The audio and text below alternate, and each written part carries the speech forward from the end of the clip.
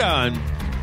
John, I don't know if you know this. Whoa. There's a lot of video games, John. Yeah. There's a lot of there's video very games. lot. And there's not just a lot of video games. Halloween's right around the corner, and you know that from Halloween to Thanksgiving is like a hop and a skip, and then it's Christmas, and then it's 2019. Yeah. Like this has been the longest goddamn year of all time, and then it's just like all being done in the next 2 weeks. It feels like years were compiled into the beginning half of the year. Yeah. And then the second half of the year is just smooth, like shooting by quick to catch up. Yep. Like it's like, oh shit, we've allowed time to go too slowly. Let's speed up time to compensate. Yep. But you know what? You know what you don't have to speed up time to compensate for? That's the Rage Select podcast. See my transition game, my segues, they're on point this week. Yeah. And I'm Jeff, the segue master. I'm John. I don't have a nickname. Okay. John, are you ready for Halloween? I'm still putting my Halloween costume together. Yeah. I don't have a Halloween party to go to, so that's you all dressed up with nowhere to go. Yeah, pretty much. Yeah. But ultimately, I'm excited. Been watching scary stuff. Oh yeah, what'd you watch recently? Watched The Haunting of Hill House on Netflix. On Netflix, yeah. How's that? Really good. Really? Like really. Is that really a movie good. or a series? It's a mini series. Oh, okay. So it's 10 episodes. I don't feel like there's any real filler. Like I feel like it's all well paced. It's direct. The showrunner is the same guy who did Oculus, Hush. And a few other horror movies. They're pretty good, actually. Okay. Really, really good. I think Amanda, after all was said and done, when we watched the last episode, Amanda said something that I kind of thought was funny. This show is what American Horror Story Murder House wishes it was. Yeah, American Horror Story was one of those. Oh man, we had a question on one of our Patreon videos about like things that went on for too long. I finally just was like, I don't care about you, American Horror Story. Well, it's just like the American Horror Story Murder House, specifically that season, the first season, Murder House. It had some interesting ideas. Yeah. And then just kind of was like, well, we don't really know how to end this, so here's a Christmas episode. Yep. You know?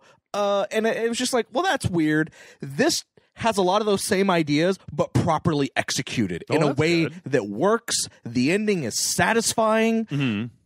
I fucking loved it. Like this may be like not only one of my favorite horror, like serialized horror shows, probably one of my favorite shows from this year. Period. Oh wow! Like for me, like it's high praise. Yeah, high praise. It's really good, and I would definitely recommend watching it if you haven't. Okay. Well, I'll tell you what. Last night I realized, with but hours to go until the Rage Select podcast, that I didn't really. I mean, like. I watched the first 2 episodes of Goblin Slayer, whatever. Listen to The Witcher. It's all right. Whatever. I don't understand. But so I needed something to talk about today in our little intro segment. So I went and rented Mandy on Amazon last night and watched the new Nicolas Cage. Okay. And that's so full disclosure, that guy, the director's first movie, Beyond the Black Rainbow, I hated it. It was just like ponderous and slow and dull and moody and colored lights, and I was like, just do something already, movie.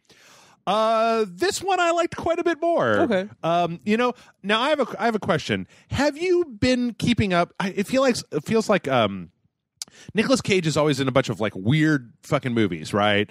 Like the parents that go crazy and they want to kill their children. And like there was another one. There's been another. Nicolas Cage is having a weird resurgence right now because this one, like. I don't know that you could have made this same movie without Nicolas Cage, because the second half of the movie is just kind of Nicolas Cage doing a Nicolas Cage freak out and then killing people while 80s synth music plays in the background. And like it works very well because Nicolas Cage is an actor that has this weird reputation as being like a freak out guy. Like he's a guy who can do a good freak out. Well, I mean, his past movie history has shown he can freak out with the best of them. Yeah, he might be the best. He might be the master of freaking out. Yeah. But it was enjoyable. A lot more happened. It's real moody, and it's got a kind of a slow start. I I think there's a thing, John, where whenever there's a horror movie that's like pretty good, that people are just like, this is the greatest thing I've ever fucking seen. But I definitely think it's worth watching. And the fact that you can either watch it in the theater or you could just rent it on Amazon on a whim for $6 and watch it at home is fine. It's like 2 hours. It doesn't outstay its welcome. Okay. There's some of it. I turned on subtitles about halfway through because it's a real mumbly movie. And then there's a lot of like people on drugs, so everything has a reverb on it sequences, which didn't help my understanding of the mumbling. But yeah, if you're looking for something that's a little bit weird and different, I think that Mandy is good. I definitely enjoyed it more than Beyond the Black Rainbow. So yeah, and then I watched Goblin Slayer, and it's nice. Yeah, no, I just I watched that show, and then I actually caught up on like the Dragon Prince. Oh yeah, how was that? It was all right. I felt like it was short season. It was only like 10 episodes. That's another one where it's like it's got some Avatar people in it. Well, it's the people who made Avatar. It's their show. So it's not Avatar characters. It has no connection to Avatar. No. But it's the guys who show ran Avatar are the created Avatar created the show, and it's good. It's pretty. It feels like Avatar, like an Avatar type show. Is it baby Avatar or is it like adult Avatar? Because like season 1 Avatar is fucking insufferable and for like babies. I think that there are a few moments that you would probably groan out that are some like potty humor, but outside of that, it's.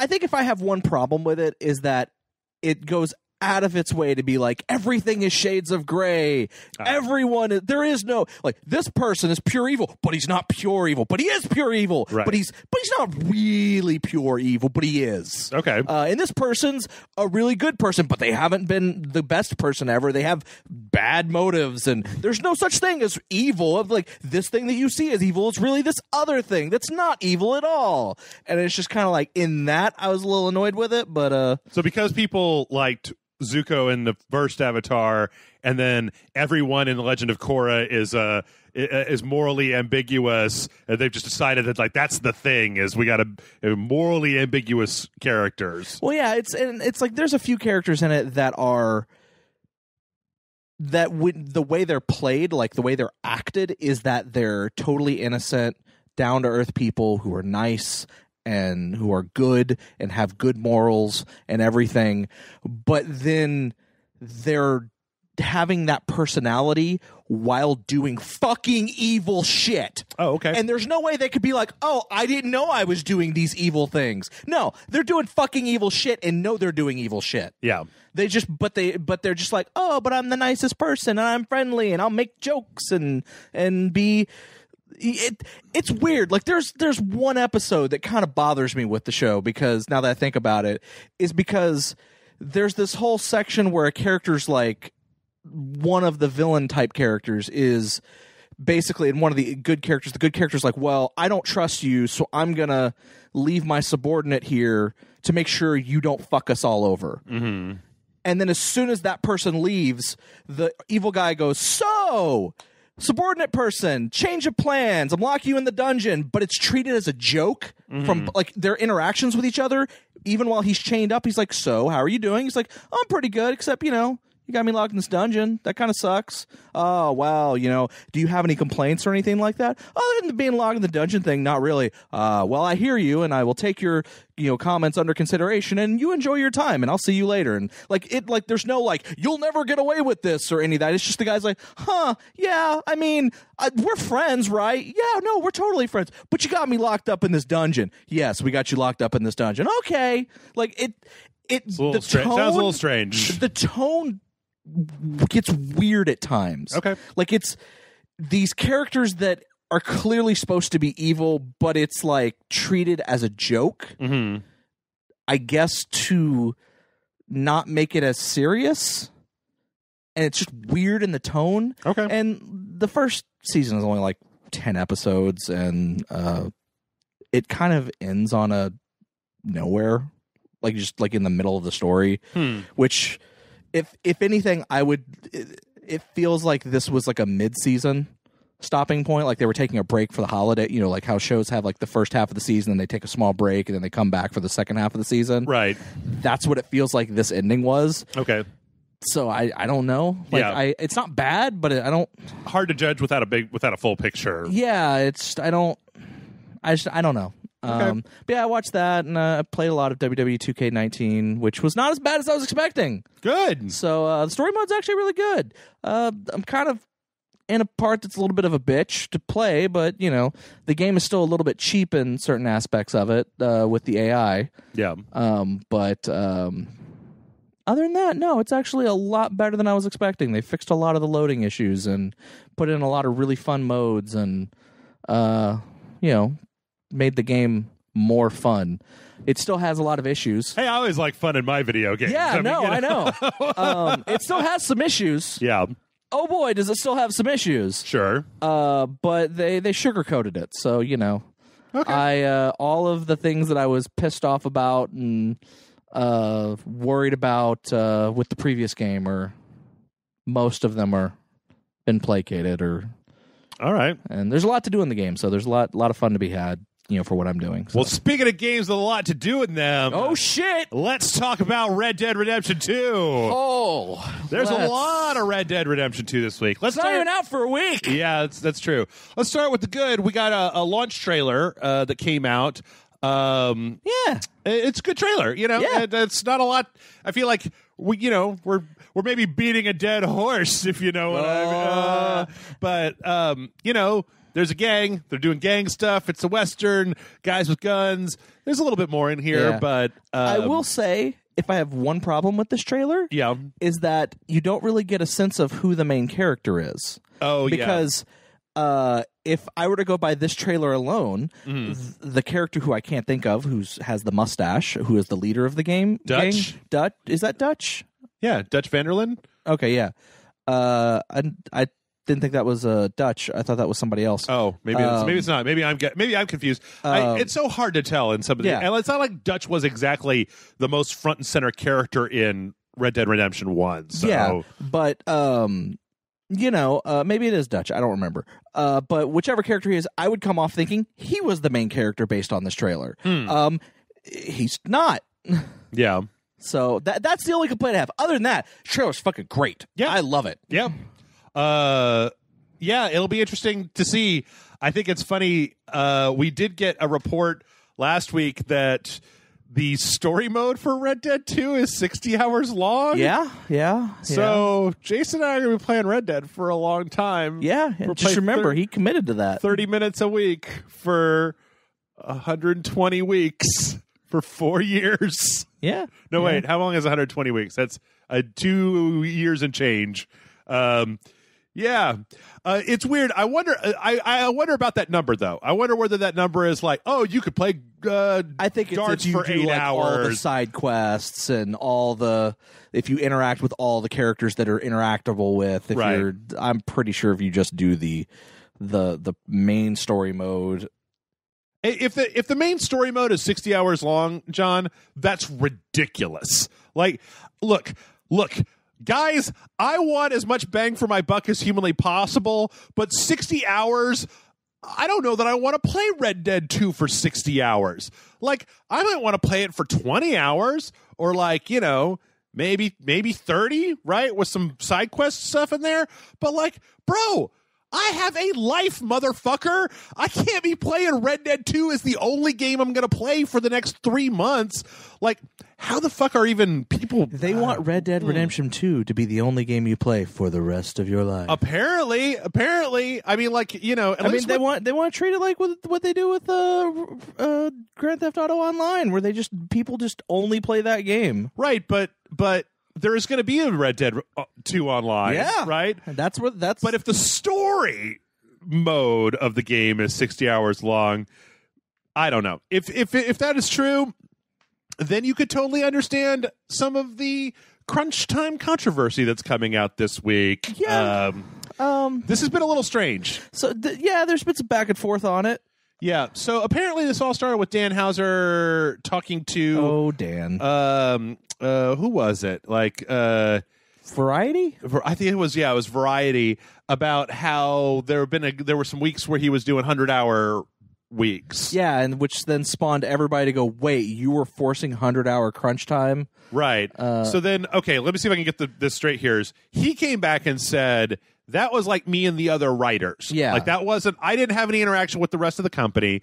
Then earlier this week, because Rockstar has been in trouble for crunch time stuff before. Yeah, I forgot that there was during Red Dead 1's development, there was like a group of the wives of the developers wrote a letter to Rockstar going like, you let our fucking dudes come home, bro. Yeah. So then later on this week, there's been some kind of back and forth, but Rockstar HR apparently sent out an email saying, look, normally we'd keep internal stuff internal, but if y'all want to comment on this, no sugarcoating, say whatever you want to, say it on social media. We want you guys to go out there and talk about your experiences, which has led to a bunch of people saying that there have been some heavy weeks, but nothing like that. That 100-hour week. I think one person said the worst I ever had it was 70 hours, and that was one specific week, and that every other week other than that 1 week, the most he's done is maybe 50. Right.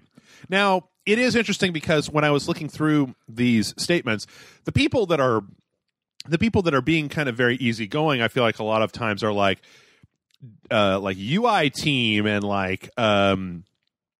designers and stuff like that.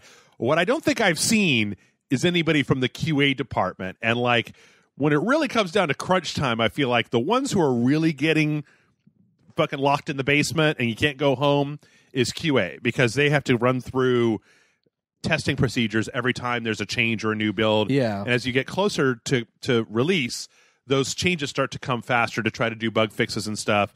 But I don't know. There's also the question of HR told you you're free to go say whatever the fuck you want to about Rockstar. And it's well, if you really had a problem with the hours, would you really risk going onto Twitter and saying something? Because, this will die down. Yeah. And then you might find yourself replaced at the end of this. It may be a thing where they go, okay, noted, let's keep an eye on him. If he does anything that's against the policies or fucks up in any way, he's gone. Yep. Just looking for an excuse. So I don't know. All I do know, though, is that it's good. I think it's good to bring up from time to time crunch. Yeah. Because it's bullshit. It's a weird thing that only the not only the video game industry does, but the fact that it's such a it at least used to be. I haven't seen any reports about. There's a lot of companies have come out to say we don't do this anymore. Yeah, we allow enough time, but it's the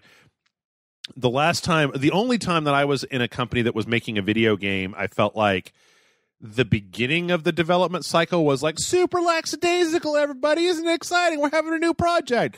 And then the middle started to get, it's there was a graph, it was more stress. And the closer that you got to release, the more the stress ramped up. And then in the beginning, everybody's just like, hey, how's it going, Joe? Oh, I'm fine, Joe. How you doing today? And then by the end, it was like, fuck. We're working 7 days a week, Oh, you only have to work for 4 hours on Sunday. So that's nice. Yeah. You can go home and anyone who wants to stay the night and work all day, we have cots set up in the back. Right. Oh, and we're going to bring in lunch. So that's cool. Yeah. Right. Yeah. But I think that it's interesting to me because crunch to me is a lot like pre-orders, where it's a thing that is really prevalent in this one industry for some reason. We don't do pre-orders as much in other. People will always drag out the thing about premiere movie tickets, and okay, that's fine. But it's still if you want to see the new Avengers movie, you don't have to pre-buy. You might pre-buy midnight showing tickets to a new movie, right? Yeah, that's still pre-ordering. Right, but it's not and you can pre-order the movie on DVD before it comes out. That's true. I guess I feel that there's movie companies don't or they I feel like they do now because the shit has started to backfill into other industries. But did they offer you a bonus if you pre-order the Blu-ray? Like sometimes, ugh, God, what a bunch of garbage. I mean, at least with the Blu-ray, not always, but sometimes. You've probably already seen it. But like, anyway, I know there was one Best Buy thing where if you pre-ordered a Blu-ray, you got it in a steelbook, or you got an exclusive steelbook with it. Fine, all right. But in any case, crunch is bad, and I feel that we shouldn't be putting up with it. Like, you know what? If I had a choice about Red Dead coming out in 2019 or having people work 100-hour weeks, I'd rather the game come out and not be abusing the people that are making it. Well, like, and I'll even, and I'm not playing devil's advocate, but you kind of bring up the fact that like crunch time is exclusive to video games. It's not. It's just video games is the only one who's given it a name. Yeah, because there are movies that are made that are like, oh shit, we got to be off of this set in like 2 days. Hey everybody, it's a 20-hour day for the next 2 days. Let's get this shit done. Right. Like it's not exclusive. It's just video games are the only one where we've given it a name and it's prevalent enough. I guess that it's not like I'm not trying to say that nobody towards the end of a project has that time where you get harried and stressed and you're trying to finish a thing, right? That happens everywhere. It's just that it seems like with games that it was almost like expected. Yeah, like, I'll give you that. It's a thing in this industry that like if you're going to be a QA tester in the video game industry, then a month before this thing ships, you're going to sleep at the office. Like that's what's going to happen. I'll give you that. I mean, it's more expected. I do feel it is somewhat more prevalent within the movie and film industry. We just aren't as aware of it because they don't talk about it. And in most cases, when people do talk about it, it's like, yeah, but you're making movies. I don't know about that because it's like when you're shooting a movie, principal photography gets done way before a movie comes out. Like, you do editing and effects and stuff like that. And I don't know, maybe there's crunch time for digital effects. All I know is that it seems like in video games, it's expected and it's more expected. Like it's not, to me, I feel like that crunch period. And by the way, again, I'm not saying that my saying this is not saying like, oh, well, we should allow it because it is in these other things. I'm just saying don't discount other, say it's the only thing that's happening. It's bad everywhere, I feel like. It's just we know more about it for video games because video games are so known about it. Yeah, but I guess what I'm saying is that I feel like I know people that have jobs, right? And that not every job, when you're coming to the end of a project, requires you to work an 80-hour week, 12 hours a day, and sleep under your desk and basically never see anybody. Like, there are plenty of industries where that doesn't happen because of the way that the workflow is set up. I guess what I'm saying is that this is not. I don't feel like this should be like considered a universal thing that happens because the right type of scheduling can make it not have to be a thing, and that it's only. And I've had jobs at Dell and my current job where they have mandatory overtime because of a new product coming out. Where it's like, hey, guess what? You're now working a 12-hour day because we say so, and you don't have the choice of saying no. Yep. So, and that's the same thing. Somewhat. I mean, it's not as egregious because they're not saying, hey, you're working a 100-hour work week this week because we need this done. Right. But it's I mean, I guess I've also worked software QA jobs where there was no crunch at all because there was a reasonable expectation set up by a system that instead of giving it enough buffer time, there isn't any reason that it. I guess that's all I'm saying. There's no reason that it has to be a thing. I agree with you. If it is a thing, it's because it's been mismanaged, and there's no reason that we can't try to take. We can't look that we should look at it as an extraordinary thing that is not just what happens every time we're getting ready to do it. And I agree with you. I think it is bad. I like the fact that there are companies that are going out of their way to mitigate it or eliminate it entirely. As a thing, I think that's great. So I think that's good. I hope less companies do it. So me too. Also, we got let's see, what else do we have? I've got like 8 different stories here about this thing. Oh boy, this isn't that same Vulture article where Dan Houser was talking about how the Rockstar Games treat women. And that apparently there are a bunch of different female characters in Red Dead 2. it's really just kind of a, I don't know, a non-answer. I still wish that one of the characters in GTA 5 had been a lady. You had 3 protagonists. Yeah. Like, I don't know. Make it Trevor a lady. That'd be really weird. Yeah. But, well, I know there's a thing where some smaller game stores are not getting the game on launch day. Yep. And what I mean by that is like, so Walmart, they're okay. Target, they're okay. Yeah. GameStop, Best Buy, right? Those stores are okay, gonna get the game on launch date. But they're like independent stores that maybe they're mom and pop shops, they're smaller stores. Basically got the notice this week that, hey, that 600 pre-orders you got for Red Dead Redemption, we're not going to be able to deliver them to you on October 25th. Instead, you're getting them on November 4th. It's horseshit. And when pressed like why, they're like, because we said so. Horseshit. And so no one knows why, and everyone's kind of freaking out. I know like some rental chains have even it's kind of the same things happen where they're like, hey, we're not getting this game till November 4th. And it's going to hurt those businesses in some way because, gamers, they're impatient. They're like, well, if I can't get it here, I'm just going to go get it somewhere else. Yeah. I mean, you want to be playing the new hotness when it's new and hot. You don't want to be waiting a week and a half. Yeah. And, so no one knows why it's happening. There are 2 theories. There's the, I guess the cynical theory, which is the idea that Rockstar wants to prevent a smaller company breaking street date, so they're basically holding it back for them. Horseshit. I don't think that's the case, but that's like the pest. I guess like the glass is half empty theory. I mean, if that was a thing, they could be delivering it like the day after instead of giving them like a whole week worth of like lead time. I agree. And then the other one, which is more plausible, is the rumor that Red Dead Redemption 2 is going to be on more than one disc. All right, we're bringing that back. Yeah. That apparently it is so big that it is going to be on more than one disc. I think the prevalent rumors that some European listing or a Japanese listing said it's a 2-disc game. Okay. But I've also heard some things saying that it's a 3-disc game. Yeah. It's 2 discs for the single player stuff, and then there's a 3rd disc for the upcoming online component that installs the online component stuff. I don't know. I haven't heard that. It's a fucking monster, man. It's going to be a goddamn monster. Yeah. And that the rumor is that because it's more than one disc, that has caused production to slow down. So in an effort to make sure that the bigger stores can meet the demand, they are sending to them first and delaying the orders for the smaller stores and the rental chains.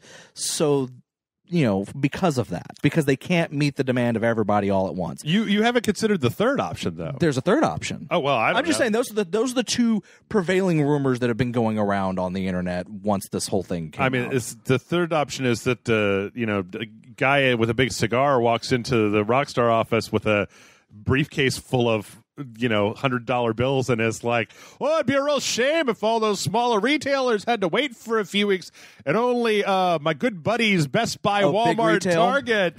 Yeah. If Big Retail was in there like, oh, geez, boy, it'd be a real shame if the truck to the smaller stores broke down. I don't know why this guy is from like Minnesota, but oh, geez, you guys. Yeah, I mean, like, to me, there's just as much evidence that it's just some bullshit where they slipped Rockstar a bunch of money, or whatever, or they promised to put the thing front and center and really push the fuck out of it if they gave him a week-long head start. There's also some people trying to say that Rockstar is trying to really push digital. But they couldn't fuck over like companies like Best Buy and GameStop. Okay. So they're limiting it in other ways so that those people will just go buy it digitally. I feel like that's bullshit too, but you know what? That one sounds more true to me than any of the rest. I feel like if that one was the case, they'd be like, but if you buy it digitally, you can get it 5 days early or 4 days early.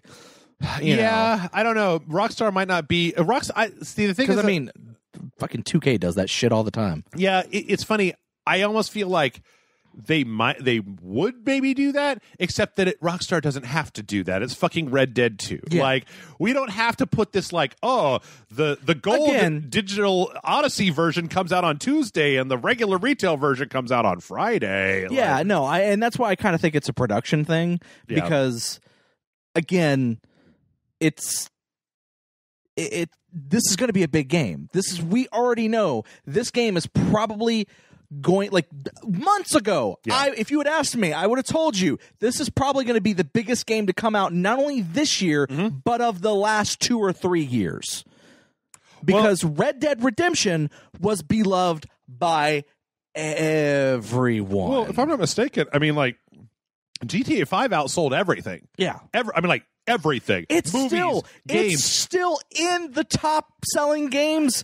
Yeah. Number. Like, every time the NPD month. numbers come out, I'm just like, what the fuck are you still doing there, Grand Theft Auto 5? Like, why are you still on the top 10 list? Like, Call of Duty's come and go, Madden's fade away, but fucking Grand Theft Auto 5 has been sitting there for how long? Like 4 years? At least 5 years? I think 8. Oh, God, has it been? Oh, yeah, because it started on the PlayStation 3. And it's pre-Rage Select. Yeah. Before there was a Rage Select, there's Grand Theft Auto 5. No, I don't think it's pre-Rage Select, but it was... Because the PS4 launch was right around the time that we started Rage Select, well, I think right? it came out... Okay, yeah, maybe. It had to have come out. I don't know. Let's look it up. But I want to say it's like 8 years. Like 7 or 8 years. So that would make sense because we're only 5. So we're our terrible 5s. 2013. So 5 years. Okay. So, probably right around. Oh, you know what? No, you know what? I take it back because I think it came out like right when it was right around there because Brian Brushwood and PSAT was totally a thing. So we fucking sold a PSAT shirt. So I should remember these things. Yeah, I was like I'm pretty sure you did that on Rage Select. Anyway. But yeah. Because I also got made fun of on a Rage Select video for being more excited for a different game that wasn't GTA 5. You monster. Yeah. Yeah. Speaking of monsters. But yeah, no, it's like, so I'm pretty sure it's we don't think we're going to be able to make the demand for this. So, see, that's weird to me because I feel like if anybody that between 2K and Rockstar that like, oh, the game's going to get printed, like, and it shouldn't come as a surprise to them that if there was going to be more than one disc, I feel like they should have known that like months and months ago. Yeah. But I think it's more nefarious than that. Anyway, let's move on because we still have 2 more pieces of Red Dead news before we can move on to the rest of it. In case you're wondering, you're going to need 100 gigs. About 100 gigs on your console in order to be installing Red Dead Redemption 2. Well, that's to play it. Now, to install it, you need 150. That's if you do it digital on the PS4. Yeah. Because it has to download it and then unpack it and then install it. But then after it's installed, it's only only 100. I think it's 99 and it's 107 on the Xbox. Yeah. And why there's a difference on the Xbox, no one's saying. Like, everyone's like, why is it a larger install size on the Xbox? It's the avatar weird. Support, man. So you can get your Xbox Live avatar in there. They're just walking around in the background. Boop, boop, boop, boop. I have no idea. What I do know, is that clear some space off. And if you are going to be bucking the retail, by the time this comes out, you'll have already had 2 days worth of time where you could start preloading it because Friday you could start preloading all 100 goddamn 100 gigs. gigabytes is a lot. It may take you a couple of days. Yep. Which kudos to Rockstar for going, you know what? Maybe we should let them pre-download it a week in advance. Is there any way that this isn't Game of the Year? Like, is there any way that Red Dead 2 is bad? Like, I'm going to be honest, I don't think so. I don't think so either. Like I feel like I'm like, tempting the fates by saying this, but just based on the on-hand previews that all the news sites have had and everything, I am pretty confident this is probably going to be the biggest game of the year and probably will, like GTA 5, stay on. Like, I think if anything causes GTA to fall out of the top 5 slot, it's this game. Only Red Dead 2 could dethrone Grand Theft Auto 5 sales record. Yeah. Oh, man. And then when GTA 6 comes out, that'll dethrone Red Dead 2. Right. But it's... Or Bully 2. Oh, yeah. Or LA Noire 2. Oh, God. Anyway, speaking of money, apparently, let's stop talking about Red Dead Redemption 2 and start talking about Black Ops 4. because apparently Black Ops 4 is doing extremely well. Oh, good for them. Pulling out the single-player campaign and added in a Battle Royale mode. Apparently it sold like twice what the World War II one sold last year.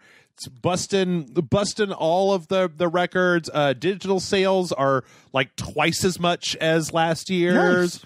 Nice. I just wanted to bring this up briefly to say I'm very disappointed. I'm very sad now, John. Yeah. I think Black Ops 4 is fucking garbage. like I think that the Battle Royale mode is just a Johnny-come-lately version of Battle Royale. I think Zombies is as inscrutable as it's ever been and kind of bullshit. And I think that the regular multiplayer is bland, uninspired, poorly designed, and the maps just look like garbage. There's this dumb story that doesn't make any fucking sense. I think the whole thing is garbage. And the thing is, I used to like playing the single player campaigns in Call of Duty games, but like if they made all the sales records on this one and last year's dumb World War II that also had a bad campaign, I think we're done with campaigns in Call of Duty. Maybe possible, maybe shorter, maybe whatever, or possible that like the next 2 or 3 won't have campaigns, then people will start to be like, I miss the campaigns, and then they'll be like, hey, we're bringing the campaign back to Call of Duty, and then everyone's like, woo, and you know, it's cyclical. It's entirely possible. I'm sad because I was really hoping that they were going to take a bath on Black Ops 4 and be like, oh shit, we shouldn't just be trying to copy the thing that everybody likes so much. Like, because I honestly feel like it's a big pile of garbage. Like, okay. I've played that game backwards and forwards and left and right, and I don't like any part of it. I think the fact that there's futuristic weapons in the zombies mode is stupid. I think that the maps are dumb. I think it's horrible that you can't tell what in Team Fortress 2 or in Overwatch, how like you can see a Heavy or a Reinhardt, you know it's Heavy or Reinhardt from a distance. Well, they all look like the same pile of bullshit. They all just look like the same pile of futuristic Modern Warfare garbage. So you can't tell who's got what power and adjust on the fly. Anyway, I hate it. I'm glad that everybody likes it so much. Or no, I'm not glad that everybody likes it so much, but you know what? Me liking or disliking Call of Duty should not affect anybody's enjoyment of Call of Duty. You guys go have your calls, have your duties, call them duties, and, it's all good. Okay. And when you're playing Call of Duty on the PlayStation 4, okay, no, got a better segue than that. Hold on. So, Call of Duty 4 might not have a story mode, but, John, I've got a story for you. Oh. It's a story with a beginning, a middle, and an end, and it all happened last week. Are you ready? Yeah. Once upon a time, people were playing Rainbow Six Siege on the PlayStation 4. And suddenly, the whole team on one side all just dropped out of the match. And it turns out that what happened was they all got a mysterious message from somebody on the PlayStation Network. And once that message popped up, the notification of it popped up, all of their PlayStations shut down and went into a cycle where if you tried to bring them up, they would just reboot constantly. They would boot up and then reboot and then boot up and then reboot and then boot up and then reboot. And the only way that people could figure out to get around this at first was to reset their entire PlayStation and then to go back and download everything. Because it turned out that some enterprising fucking hooligans found a way to input like a character into a PlayStation 4 message that technically the PS4 doesn't know how to read. Like it's like a code for a character, but when the PlayStation tries to show that character, it causes the whole system to fault and then boot. So for a while, the fix was for everybody to just go ahead and set your messages to disabled, right? Because you could just get it. You could get it from anyone, and you didn't even have to open it because the notification when it popped up, like it was, the system still looked at the message in the background, and once it hit that piece of code, you're done. Yeah. Later, enterprising folks over on the PlayStation UK channel had a tweet where they said that you can open your messages on your computer or phone, delete that message, do a safe mode reset of your PlayStation, and it will find that message no longer exists in the queue, take it out of the queue, and then you can load your system back up, and it should be fine. And then a few days ago, there was totally a system update to the PlayStation. It was that fixed it. 602. What was funny was that the patch notes for it were basically just like, performance tweaks. Like, it didn't actually address that this was a thing that was being fixed, but most people think this is a thing that is now fixed. So Yeah. there you go. Beginning, middle, end. Yeah. Come on, Black Ops 4. That was a perfectly good story. Yeah, Can't I was just put- engrossed. just I can't was put- engaged. Hey, you know. I was riveted I on the tell edge of my you- seat the entire time. Tell you what keeps me on the edge of my seat is whenever I see Sean Bean in a movie and I got to wait and see whether he gets whacked or not. Or how he dies. How he dies. Because it's almost guaranteed he's going to die. He's probably going to die. And now we're going to get to kill him because Hitman 2's first, what do they call him? Elusive target is Sean Bean. Oh, man. But it's not Sean Bean being Sean Bean. It's Sean Bean playing a character. Right. Well, in the previous one, it was Gary Busey playing a character. Like he was playing. I thought it was Gary Busey playing Gary Busey. That's true. No, it was Gary Busey playing And it was Gary Busey. Cole playing Gary Cole. Yes. But no, this is the trailer came out this week. Man, I feel so fucking bad for Hitman 2 because it's coming out like 2 weeks after Red Dead 2 and nobody's going to be able to shut the fuck up about Red Dead 2. Yeah. I mean, like, I'm so happy for this game. It looks so good. It actually looks really good. It looks amazing, and it's like it's revamping all this stuff from the first game. Like it literally, you're getting a graphical upgrade for the first Hitman with Hitman 2.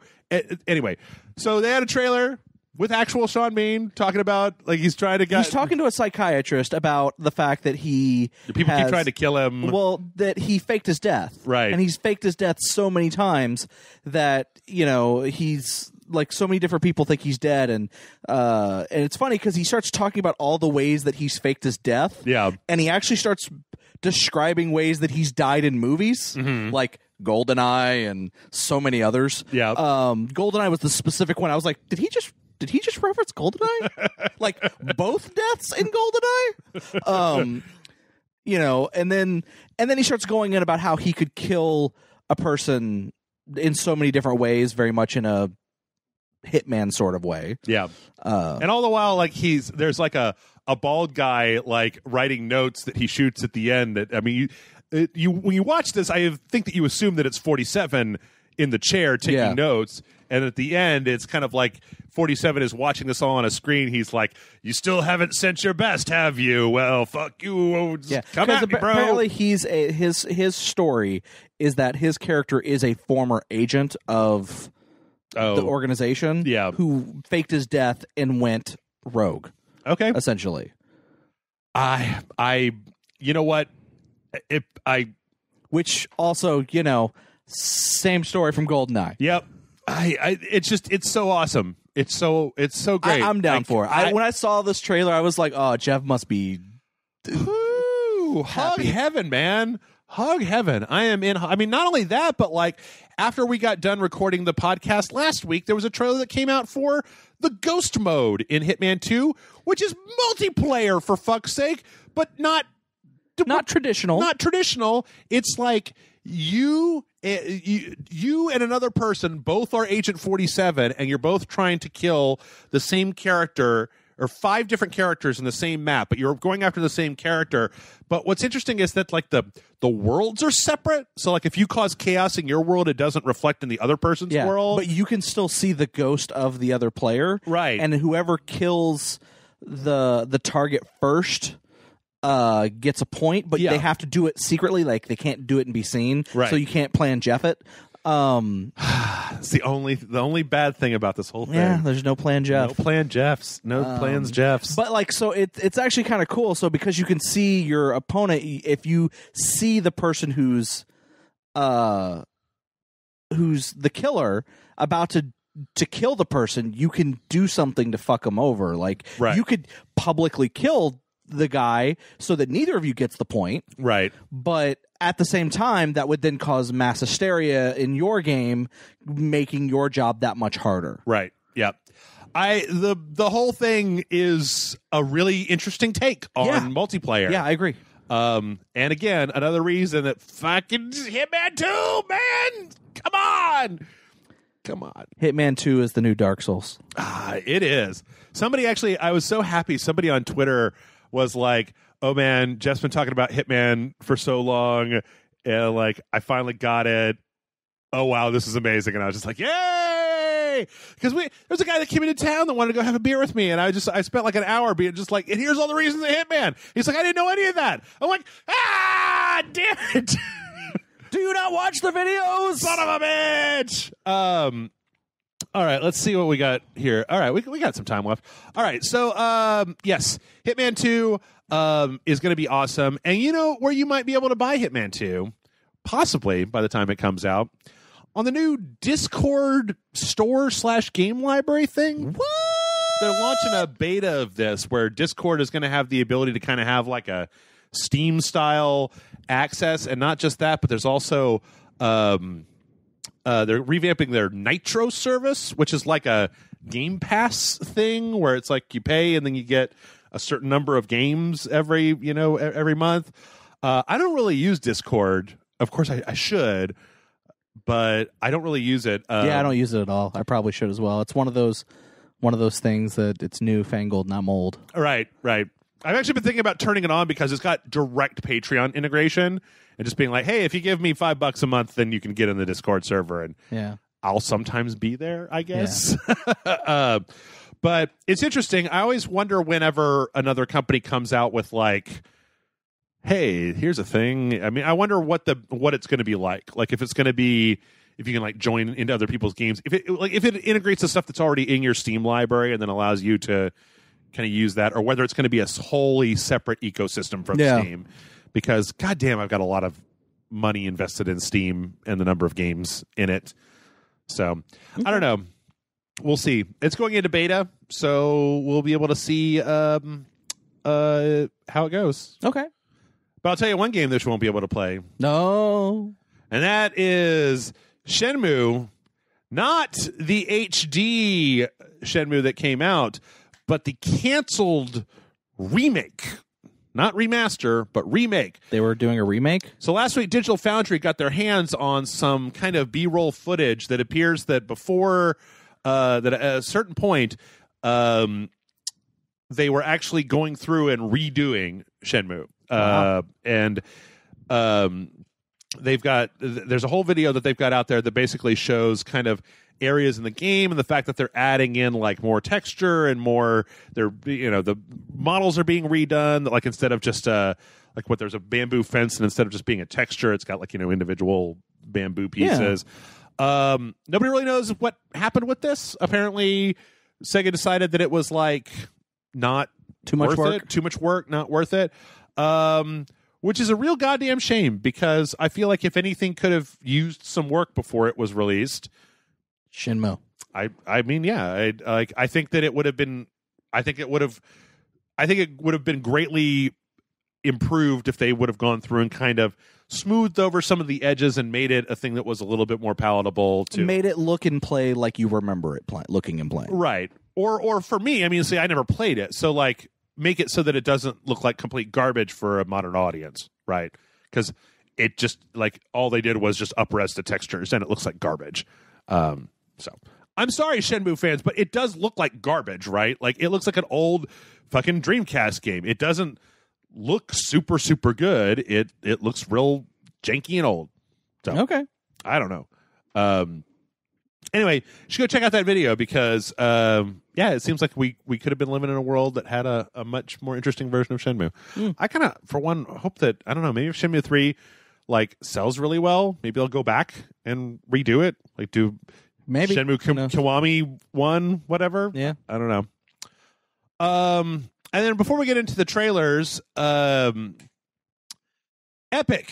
is suing somebody. Oh, no. Yes. So there's a YouTuber that goes by the name of Brandon, quote, Golden Mods, unquote, Lucas, who is a Fortnite YouTuber who uses cheats and mods and shit, and then also gives links and says, and you can buy these tools from here, and is like a shill. He owns, I think, a company that makes some of these mods and stuff.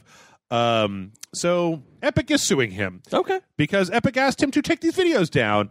And let's see if I can find the dumb quote that he had where he was like... did he say something stupid? Well, let's see. Oh, this doesn't have a direct quote. But basically he said, like, he doesn't see any problem with this. Other people are doing it. So, like, nah, bro. And it's like, guys, I don't know who the fuck you think you are, but, like, Epic has so much goddamn money right now that, like, don't do it. Or has there ever been one of these where, like, somebody was selling Counter-Strike mods or something and then it ended well for the cheat squad? Like, no, not to my knowledge. I have no real love for cheaters at all, so I'm kind of the thing of just like, yeah, fuck you. Fuck him. Take him to court. Find him. Take his money. Like, fuck that guy. He's selling ways to ruin other people's fun. Yeah. Like, eat dicks and fuck off. There. Speaking of saying eat dicks, now that Black Ops has a quad bike, so does Fortnite. Fortnite added in the new Quad Crasher. Fuck you, Call of Duty. Just going to show that Epic is more than happy to just I don't know. Like, I wonder what if Blackout is going to have the legs to go for a long period of time. Like, for Black Ops? Yeah, for the Black Ops one. I mean, I don't know if they've fixed it yet, but like, I know that when they launched, they had a big problem where you could do an emote, right? And then it zoomed out to third person to show you the emote you were doing. So you could use that to turn the camera and look around because it wasn't in first person. Oh. I don't know if they've fixed that yet, but they said they were going to. Speaking of things that may or may not be fixed, Battlefield 5 got a single player trailer. Oh, hey. What did you think about this trailer, John? It was more than 30 seconds long. Yeah. Did it make you at all interested in the Battlefield 5 single player? I still don't know what the single player is. Obviously, it's like 4 different people and their stories across World War II. Sure.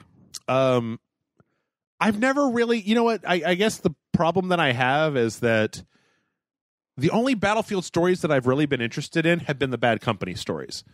And I mean, like, outside of Bad Company, what? Battlefield 1 had a story mode. Battlefield 4 had like a god-awful single-player story. Yeah. That was like the first... Battlefield 3 was like the first Let's Play that Jason and I did. Oh, I don't know. Back on Spill, where it was...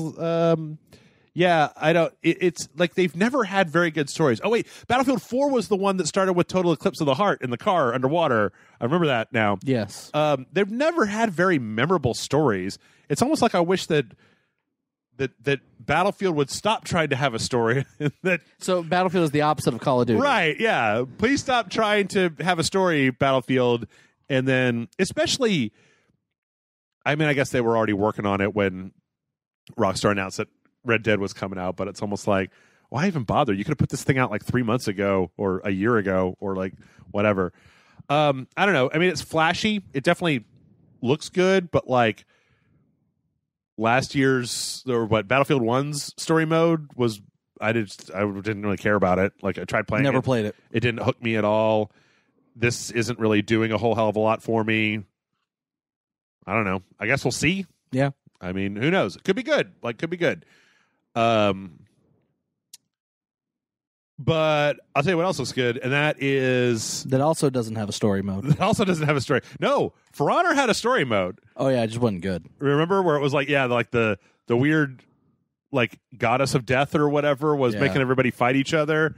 So we did get a trailer this week for the expansion, the Marching Fire expansion of For Honor. One of the most Ubisoft trailers I've ever seen in my entire life. Yeah, slow music, slow pop song, walk at little wide shots, a lot of doing stuff. I know that it's you always have to remember, John, that like lots of people play For Honor. Yeah, like lots of people are still playing The Division. That you know these games that Ubisoft puts out that like we play and then just forget about. There's totally people out there playing it. That's good. Yeah. I think that's great. Yep. But anyway, even if you're not interested in For Honor, it's a pretty nifty trailer.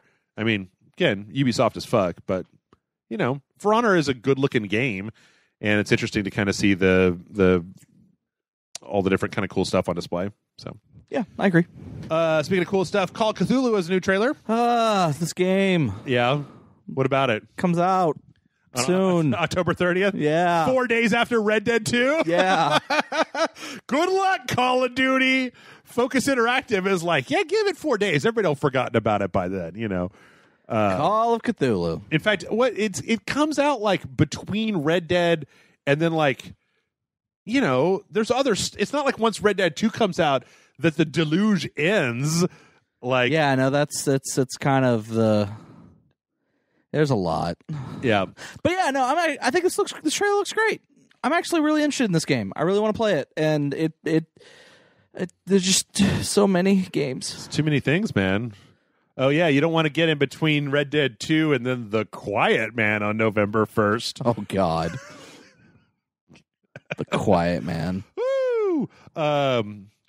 Yeah, I don't know. This trailer is just kind of a montage of people like screaming and weird imagery, and then there's like tentacles and fish and cultists and all your standard Cthulhu junk. Yeah. Pretty good. But I'll tell you what looks even better is Double Switch is coming back. Oh shit, Corey Haim goodness. Yep, same company that made Night Trap made Double Switch, and this is some live action Sega CD remastered, cheesy goodness. I'll say this: the video looks good. Like the quality of the video looks really good. Like it looks better than I would expect. Well, it's interesting because you can look at this, you can definitely see where Night Trap made them some money that they then put back into trying to make. Yeah, and they actually got Corey Haim to be the main character of it, and then like there's actual special effects. There's actual effects. There's actually actors, like other like known actors. Like you see, like the janitor maintenance guy is I have no guy idea. from Full Metal Jacket. The drill sergeant? Yeah. Oh. The hell's his name? Armie Hammer? Oh, I don't know. No, Oh, Armie Hammer is like the... No, yeah, other guy. you're right. Yeah. Fuck, whatever the hell his name is. Okay. But yeah, it's blocking my mental right now. But yeah, no, it's like I remember this game. It's a game like Night Trap. It literally they did not buck the idea. It's you're staring at monitors and you have to open traps and stuff. So okay, it's coming out on November, right? Right. Is it November or December? Is it a limited run? Well, Limited Run Games is doing a thing okay. where you can pre-order it. In any case, Double Switch. Yep. Probably be looking forward to that at some point. And last but not least, we got a new trailer for Pokemon Let's Go Pikachu, Let's Go Eevee. Talking about dedicated trainers. And how you'll have trainers in the world that each only train a specific type of Pokemon, and you could challenge them to a essentially one-on-one, no-item battle between between that same Pokemon. So it's a mirror match where it's the best tactics win. Yeah, but they will have some abilities that you won't. Yes. And then also if you win, you get some like titles. And I don't know. This is still coming out this year, right? November. Is it November? Yeah, it's like November 4th. Move over Red 8th. Dead because this is the game that all the people who just have a Nintendo Switch are going to get it because they don't have. Oh, there you go. This is the Red Dead of the Switch. I see. This is the Red Dead Redemption 2 of the Nintendo Switch. Yeah. It's Pokemon Let's Go Pikachu, Pokemon Let's Go Yeah, Eevee. exactly. Yeah, November 16th. Sorry. Okay. And that's good. I would hate for people to be disappointed in this new Pokemon game. But they may be a little bit disappointed. And this has nothing to do with video games, but it made me laugh and laugh, and it made me feel very special inside because last week there was a video in which President Obama broke all of our hearts by saying he doesn't care about Pokemon. And I'm just like, yeah, Barry! Woo! I'm with you on that! And I miss him as president. I miss him as president and Joe Biden as vice president. Yeah. Oh, man, I miss Joe Biden memes. They were so good. Yeah. Anyway, yeah, Barack Obama doesn't like Pokemon. Yeah. And I like the fact that statement is like news. Yeah. Like, well, what's funny is okay. So the video is talking about how you should go vote and why your arguments about why you're not going to vote, and people are like, "Oh, I don't like voting." Right. And his answer is like, "Well, I don't like Pokemon, but that doesn't mean that's ever going to go away." And I think that everybody's just like, I don't care about politics. He was like, I don't care about Pokemon, but it's still a thing. And everybody's just like, no. no, Obama. Ah. But me, I was like, yeah, Obama. I liked the video. I thought it was cute. But I mean, yeah, I think it's hilarious that that's the thing everyone takes from it is that I don't care about Pokemon. Yep. Like all the other stuff that he talks about in the video, that's the only takeaway anyone has from it. I think people miss the point. Yep. But I thought it was a nice little video. And yeah. All right. We got a few more things before we wrap up here. Couple of interesting things, and then one that is potentially controversial. Ooh. So, Senran Kagura Burst Renewal is coming out for the PlayStation 4. This is a remake of the original Senran Kagura game. Okay. And Xseed is taking out the, quote, intimacy mode, unquote, which is one of the modes in Senran Kagura where you can dress up the ladies and then you can use the cursors to like feel on them and they like react to that, right?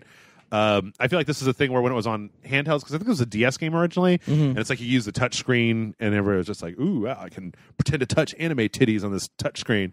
So apparently Xseed has taken that out of the game. And when they were asked why, they basically said, we respect the wishes of the platform holder.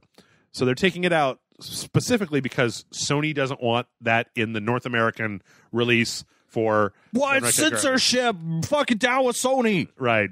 Yeah. No stars. Right. 0 stars. Yep. I just don't. I don't care. I just don't.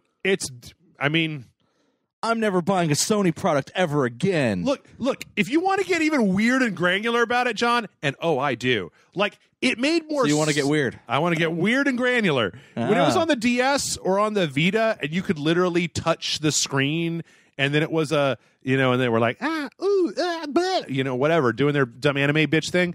Like, that makes some amount of sense to me. But when you're using the thumbsticks to move a gropey hand over the left boob and then pressing the X button to like get your feel on, like, what are you even getting out of that? You could use the touchpad. Oh, damn, you could use the touchpad. All right, never mind, I take it all back. Weird and granular, done. Anyway, I don't really give a fuck. I'm just saying, you wanted to get weird. Yeah, no, that's cool. I wanted to. We did.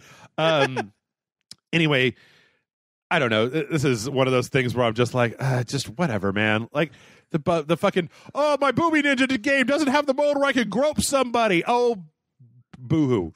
Look at porn. Or there's just a million other games where you can grope people. The Switch has that Senran Kagura game that's all about using the HG rumble on the touchpads to slap some girl's thigh until she fucking has fucking goes whoa. And like, what? I don't, anyway. I love your description of these things. Yeah. Anyway, I have no segue. 404 segue not found. Mario's getting a zombie outfit and a new filter on the camera in Super Mario Odyssey. I love how happy Zombie Mario is. Yeah. He's got an axe in his head and like his clothes ripped up and he's green. He's got white eyes. No pupils, and he's kind of wackadoo looking. Also, there's a new filter. There's like 3 new filters. Oh, okay. They're like one's like black and white. And there's like a pixel one. Yeah, one is called Manga, one is called Tile, and then the other one is I forget what the third. Oh, it's like a kaleidoscope. Oh, okay. It's nice to see that Nintendo is still updating Super Mario Odyssey. Yeah. I was really surprised. Tomorrow you guys will be able to see the amount of work so we played Starlink with Star Fox, and I feel like that if Ubisoft had paired with any other company to put like their mascot in the game, that they would have done a very like light job of it, of just putting like, here's their ship and here's their avatar, and they get to talk a little bit where it's like, nah, bro, they're in like the cutscenes and everything. Like on the Switch, that's a fucking Star Fox game.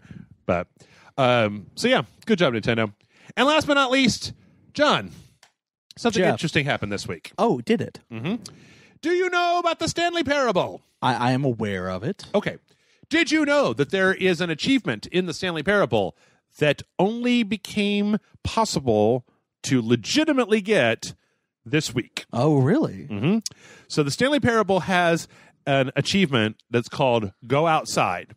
And what it means is you have to close the Stanley Parable, and then not open it for 5 years. Oh, wow. So if you bought the Stanley Parable the day that it came out and you played it all the way through and then you closed out of it, this week was the first time that you would have been able to get legitimately. So do you have to then log the game back in to get it, or does it just automatically appear? I don't know. I think it automatically appears, but it's possible. Do you lose the achievement if you relaunch the game? You have to. It has to be 5 consecutive years of you not playing the Stanley Parable in order to get this achievement. Now, people have this achievement because they cheat on Steam, right? And they're just using shit, right? But this is the first time that you are legitimately able to get the Stanley Parable's like hardest achievement. Happy birthday, Stanley Parable. Yeah. Which, you're 5 years old. It's possible that I might have gotten this achievement, except that Amanda and I played through the Stanley Parable about a year ago. And it reset. So now you got to wait another 5 years. Motherfucker. I just had to keep Rage Site going for another fucking 5 years to get my Stanley Parable achievement. Unless you play it again. Unless I play it. Oh, yeah, that's true. That's true. I think we rang the Stanley Parable all the way out. Like by the end of our playthrough, we were using walkthroughs to there's going to be a day where you're going to get drunk and you're going to be, I want to play a game. I haven't played Stanley Parable in a while. And then you're going to wake up the next day and you're going to be like, oh man, what did I do? I played Stanley Parable. No! that sounds more likely than anything else. Anyway, with that, we're going to go ahead and take a break. When we come back, we're going to answer some questions. So stick around and we'll see you.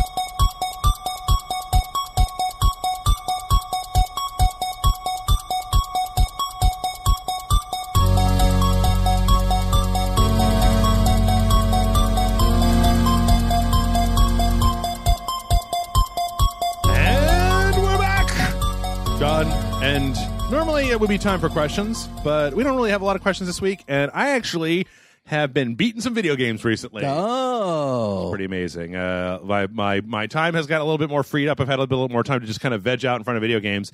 So I want to talk about 2 real fast before we get going. Okay. The first one is I played all the way through Mega Man 11, which was a very strange experience because I have not played a Mega Man game in a long time. Or at least played to the end of a Mega Man game. Okay. So Mega Man 11 came out, it was 2 weeks ago, something like that, two and a half weeks ago. The big kind of thing here is the double, like for all intents and purposes, it's a Mega Man game, right? It's got 8 bosses and then, a 4-stage end game in Dr. Wily's castle.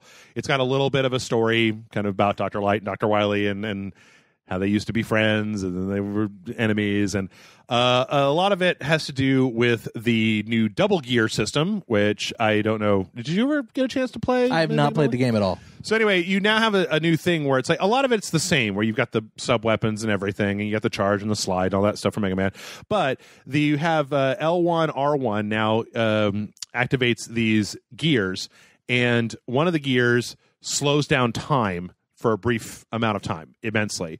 And the other one will makes your Mega Buster shoot stronger and faster for a limited amount of time. And if there's a little meter that goes all the way up, and if it goes up, it overheats, then it takes longer to recharge, or you can just let it go back down. But what is really interesting about it is it kind of makes it so that some of these platforming puzzles and some of the stuff that gets really hectic in Mega Man, it's like you can kind of just hit. Like I didn't use the Mega Buster Power one much. I just mostly used the slowdown to try to get around some of these things that were, a little bit beyond my ability to just breeze through, right? The other thing that's really, really fascinating about this game, and the only reason that I managed to finish it, is that when you play through the levels, you start out with 3 lives, and you can continue if you die. But as you're playing through the levels, you collect these bolts, and then in between, you can go back to Dr. Light's shop, and you can buy upgrades to Mega Man. You can buy upgrades, you can buy extra lives and energy canisters and things that'll refill your sub weapons, and then later on you can even buy the little bird that's got the Mega Man hat on. Yeah. And so if you fall in a pit, you get a few chances for that bird to come and take you out of the pit, right? Or if you fall on spikes, there's these boots where you get a chance to fall on spikes and not instantaneously die. And then there's upgrades. For example, one of the very first ones that you get is the Mega Buster charges automatically without you having to hold down the button the entire time. Okay. So it's like you're kind of constantly getting more of a charge without having to do that with your hand. Now, what this meant was that the very first stage I struggled with until I basically ran through it and got some upgrades and then just like maxed out the number of lives, health bars, and all that stuff that I had. And then I went through and just kind of bullied my way to the end of the stage and beat the boss. And once I beat the first boss, like it was just kind of smooth sailing from there. It's like I was able to keep enough bolts laying around that I could always go into a level with 9 extra lives, 8 extra energy canisters, 8 extra sub-weapon canisters. And so it actually became very easy, but I liked that because I wanted to, I was like more interested in beating the game than banging my head up against a Mega Man game. One of the problems that I have with Mega Man is that the difficulty is not for me. Like, I'm just not interested in playing the same level in Mega Man over and over and over again to master I get it. you. Now, that was only on the normal difficulty level. I don't know if on higher difficulty levels, if it's more like a traditional Mega Man challenge. I do know that there is an option that you can get where you can actually activate both gears at the same time to kind of go into like super mode. Yeah. But it reduces your health bar by quite a bit. So you only have about a quarter of a health bar. Looks great. Sounds great. All the bosses were very fun. Some of them had like multiple forms, almost like a Souls boss rather than just a Mega Man boss. Levels were very well put together. There's plenty of stuff to go collect and find. I think that it might be a little pricey because I beat the game in grand total of about 5 to 6 hours. Okay. And I think that it's maybe a little bit pricey for that because I think it's like 40. Yeah, I was gonna say, isn't it like $40? But I mean, there's replayability to it. Like you have like the isn't there like a boss mode like where you can? I think it's like a boss rush. Yeah. In any case, like a remix mode or something like that. Yeah, I'm not entirely sure, but what I can tell you is, it says 30 on Amazon, so that's not too bad. It's just I feel like a lot of people are not going to be interested in paying $30 for something that could last. I feel like if you were really good at Mega Man, boy, you could just whip through this game. Like if Mega Man is your jam, I feel like you could really just motor your way through this game. However, the one thing that I do find really interesting about it is that, boy, does it make Mighty Number 9 look like a piece of shit. Yeah.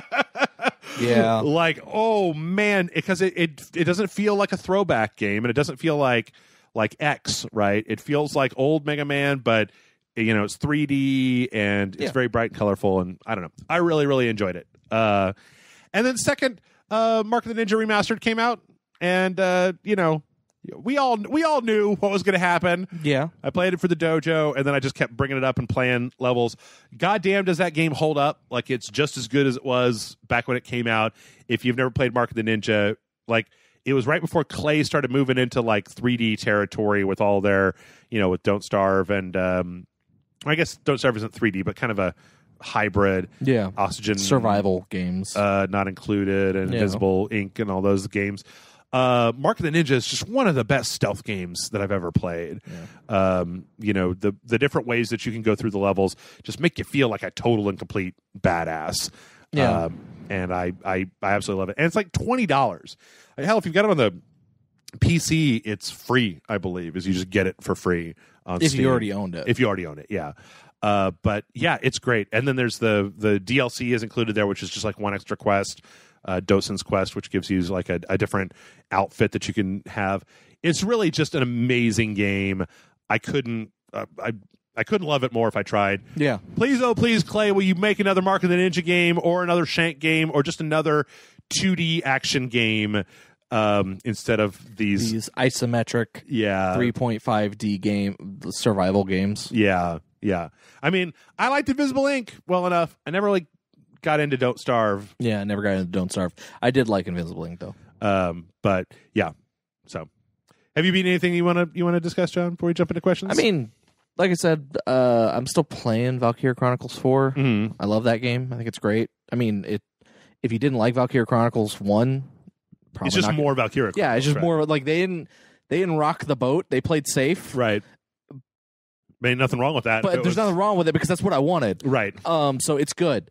I think the Grenadiers are great. The new class is fucking great. They do kind of make it so that the Lancers are kind of pointless. Oh, okay. Mm-hmm. Because I mean, I get the reason to use a Lancer when you need it, but I just felt like I used Lancers less because of the new, because it was easier to do the Grenadier.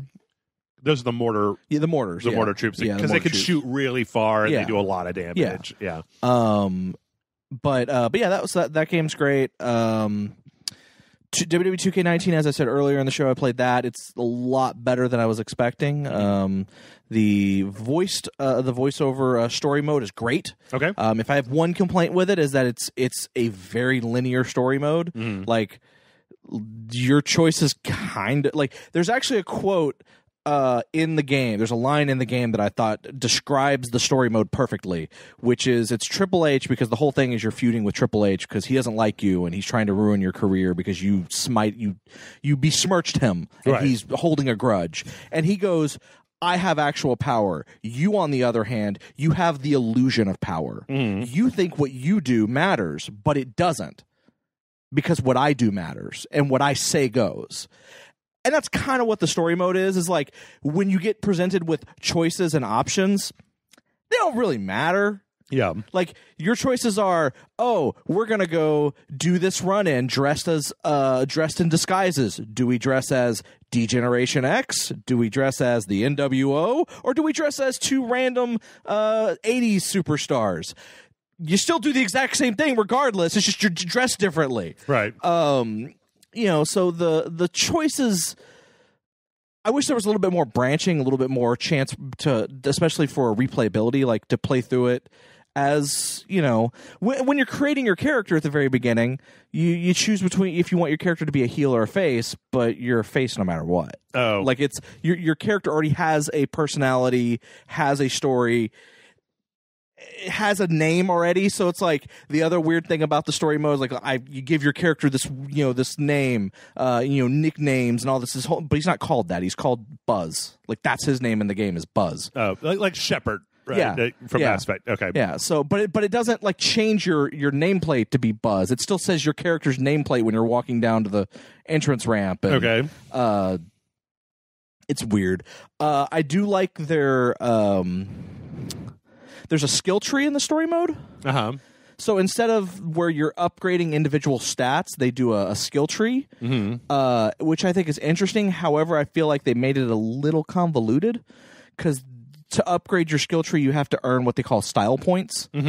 But when you reach a certain level, you stop a certain point in the skill tree. You'll stop earning style points until you prestige your character, which they don't tell you about. Okay. So, I went through, half the story mode not being able to upgrade my character's stats any further, and it was actually making the game harder. Yeah. And then I found out that, if you go hit this button on the screen, it prestiges your character.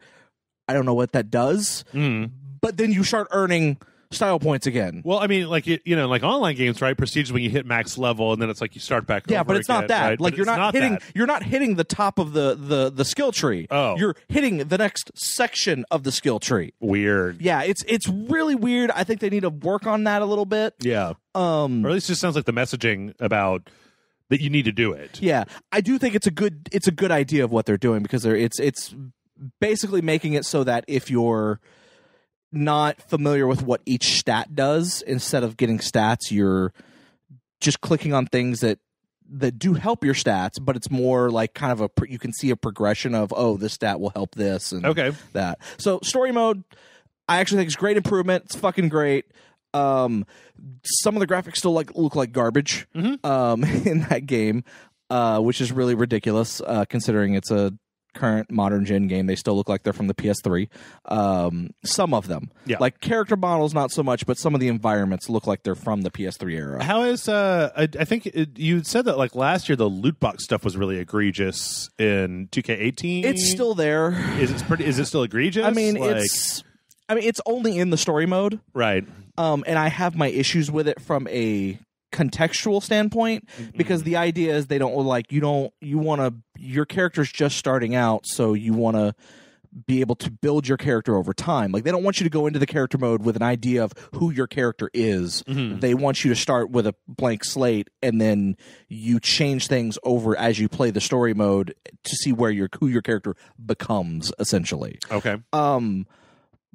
But that's kind of bullshit, because in wrestling, when you start out, that's not how wrestlers start out. Wrestlers are actually fully fledged characters by the time they show up. Now, sometimes those fully fledged characters don't work, and they have to repackage them and change their character or whatever. Yeah. But they're fully fledged characters when they first show up. They're just like figuring it out. Yeah. So it's kind of, like I said, in that regard, it's a little, I don't like that, but, and it still feels like they're just like, come on, WWE, let us turn this into microtransactions. Like, it still feels like they're trying to like put that as microtransactions, but it doesn't affect the rest of the game. It's only the story mode. And so, like, you could, like, the currency you need to earn to unlock the packs to get entrances, gear, moves, and all that other stuff. Yeah. It's pretty easy to come by. Like, everything in the game earns you that currency. Like, even stuff outside of the story mode earns you that currency. It's not hard to get it. The only thing that sucks about it is you can open up loot packs that have items you already have. Right. And then it just gives you like a paltry amount of credits as like, oh, you already have this, so here's, 30 credits. Just like Overwatch. Yeah. But and you can still go buy that stuff with the currency as well. Right. It's just costs way too much. Right. But and then there's other modes, like there's the showcase mode, which is the story of Daniel Bryan's career. You can play through it. It has the same problems that the showcase mode in previous games have, which is because you're replaying history. You're not like, it's not go in and win this match. It's go in now, set this person, knock this person's health down to this, set them up on the table, and then do this very specific move. Right. But they don't tell you how to do that move. Right.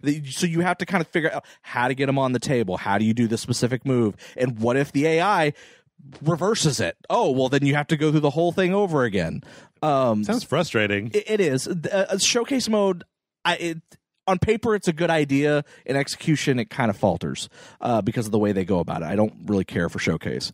Universe mode is great. They've actually improved a lot of stuff on the Universe mode for making now, when you make matches, you can actually, previously, if you wanted to simulate a match, like if you didn't want to play it, you just simulate it and it would just tell you who won. You still have that option, but now you can say, well, I'd prefer this person to have won the match. and then that person went. So if you want to, in your little personal universe mode where you're kind of managing and playing Booker or whatever and creating your own universe, if you're like, I don't want this person to get the world title, you can basically fix it so that they don't get the world title. So you could make an underdog a higher ranking person if you wanted to. It's very cool. The create mode is great. There's a lot of stuff you can do with it. They even got silly with it as well. Like, you can actually make a Minecraft looking character. Oh, okay. Also, there's like, you totally just make a Minecraft looking character in the game. Like, the creations are great. Like, I've gone online and I've downloaded, someone made All Might and it looks fucking, oh, that's like, cool. Like, it looks like a cartoon character on the screen and it looks perfect. Nice. Like, you can do a lot with the character creation system in the game. It's really, really good.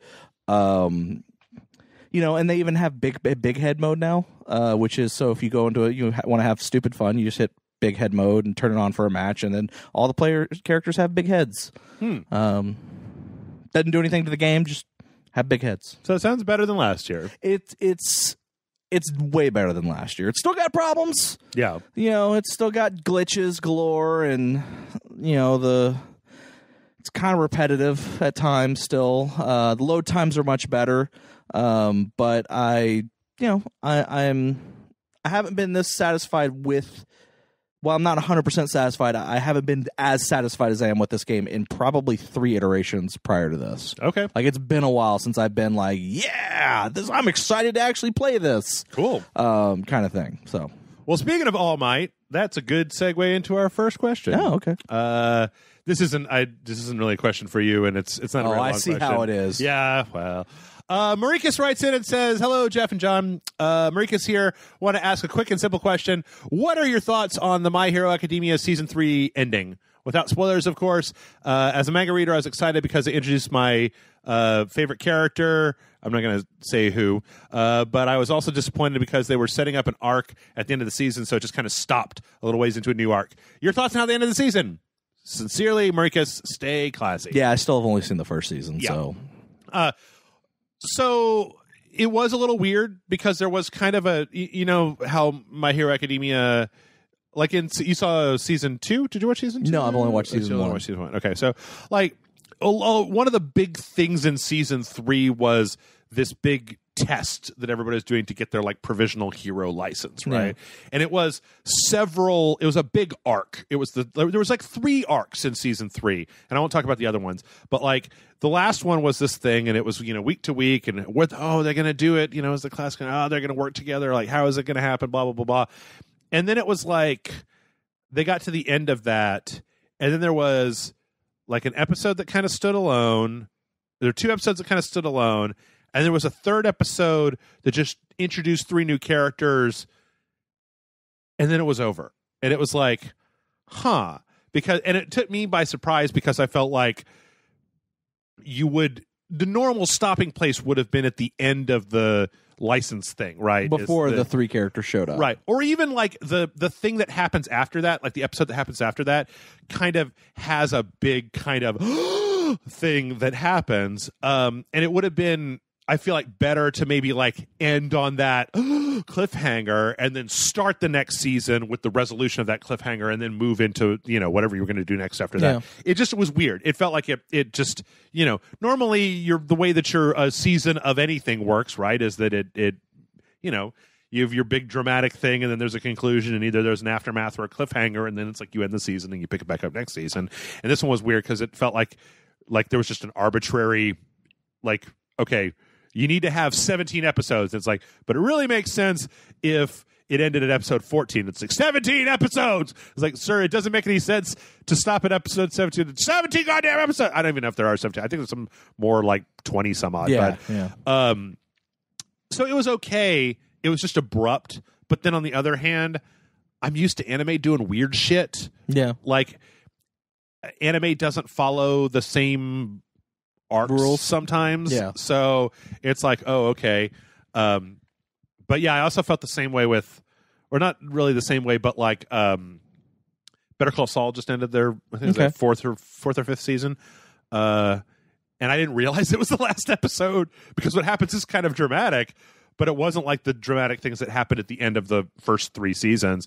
And so like on Monday of this week, I was like, doop doop doop, Monday, time for Better Call Saul. It's like, where is it? Where is it? Where the fuck is it? And then I went online. I was like, what? That was it? The same thing happened with Doctor Who during the Matt Smith run of Doctor Who when they had the wedding of River Song or whatever. And I was like, oh, man, that was weird. What's going to happen next week? And it was like, nothing. That was the end of the season. And I was like, what? That's weird. Yeah. Anyway. I don't know. Yeah, so Amanda and I keep wanting to get back into My Hero Academia, but right now we're full on horror for Halloween mode. So like anything other than horror related is off the tables until after Halloween. You might want to hurry because Funimation is pulling everything off of Crunchyroll in November because they have some kind of deal with Sony and their own streaming service, so all the Funimation stuff on Crunchyroll is going to be sunsetting soon. Wouldn't it still be on Funimation service? Maybe. Yes, I believe so. Because but I watch it dubbed. Oh, okay. Okay. Funimation's. I was watching it on Hulu anyway, so I think it's fine for me. But I don't know if they're pulling stuff off of Hulu there. It was just something that when I was looking at news, that was one of those things that came up there that. Apparently they're pulling that stuff off, which, like, because Attack on Titan is Funimation too, right? Pretty sure when I watch it. Well, I mean, they have the dub. Yeah, I mean, it's a dub thing. Like, it's not like they're not. Well, I've never looked. Does Funimation have an app on like the PlayStation? There is a Funimation streaming service. Yeah. It's not a great streaming service, but they also provide Funimation their Funimation streaming service on Verve. It's being pulled out of Verve as well. Okay, I believe from that article that I read. So, but anyway, I don't know. We'll see what happens. Let's see. Let's see here. I'm gonna call you. Casey writes in and says, "Hi Jeff and John, loving the site as usual. Over the past few years, I've heard Jeff of your love for Better Call Saul. Oh, hey, there we go. I've also been a great lover of the show, and the fourth season finishing, I think I'm able to say that I think it's better than Breaking Bad. Unfortunately, it doesn't seem to be as big a hit, and that could be due to many things, like the subject matter, drugs and cartel violence over more of a character study type show, but it still holds up to any show on TV right now. My questions are there any other prequel / spinoffs that you enjoy over the original? All media allowed. Thanks. And that is from Casey. So, prequels / spinoffs that are better than the original. Let's see. Saved by the Bell? What's that a spinoff from? Or a prequel to? It may have also been Saved by the Bell is actually a spinoff of a show that I can't remember the name of the show. It's kind of like a Welcome Back Kotter kind of show, except it was with one of the teachers who was in the first season. Okay. Of Saved by the Bell. It just didn't do well and it got canceled, so then they kind of repurposed the show. Okay. So I don't know if it's really a spinoff? A spinoff? I don't know. Good Morning, Miss Bliss? Good Morning, Miss Bliss. That was the original show. Okay. Because Miss Bliss was their teacher in the first season of Saved by the Bell. Fair enough. Let's try to think. I got some. I think that this is a weird one, and I've said it for years. I think that Ring Zero is dramatically underrated. The Japanese prequel to the first Ring movie that's more of like a high school drama about the kids in school bullying Sadako because she's weird and she's got powers, and it kind of all goes up to her getting chucked in the well. Spoiler alert for the Ring. There's a girl in the well. Yeah, I know.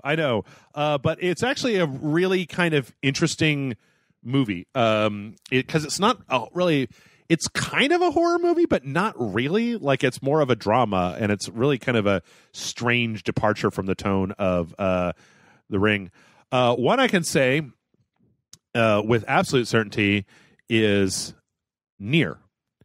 Because the Nier universe is a spinoff of the fifth Drakengard ending.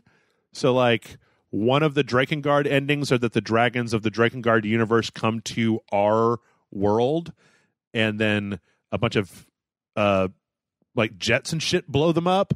And when they do that, it unleashes this kind of magical plague that destroys everything. And that's where the Nier universe comes from.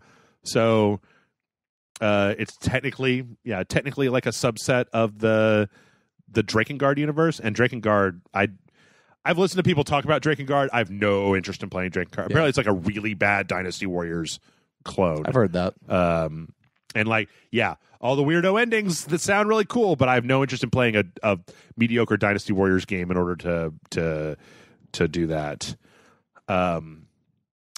I will say with absolute certainty that I think that Metal Gear Solid 3, the prequel, is the best of the Metal Gear games. I think that Snake Eater is better than Solid 2, 4, and Peace Walker. I think it's the best Metal Gear game that's ever been made, in a lot of ways. Let's see. Spin-off characters. Oh, you know what's a weird spin-off game that I really, really like?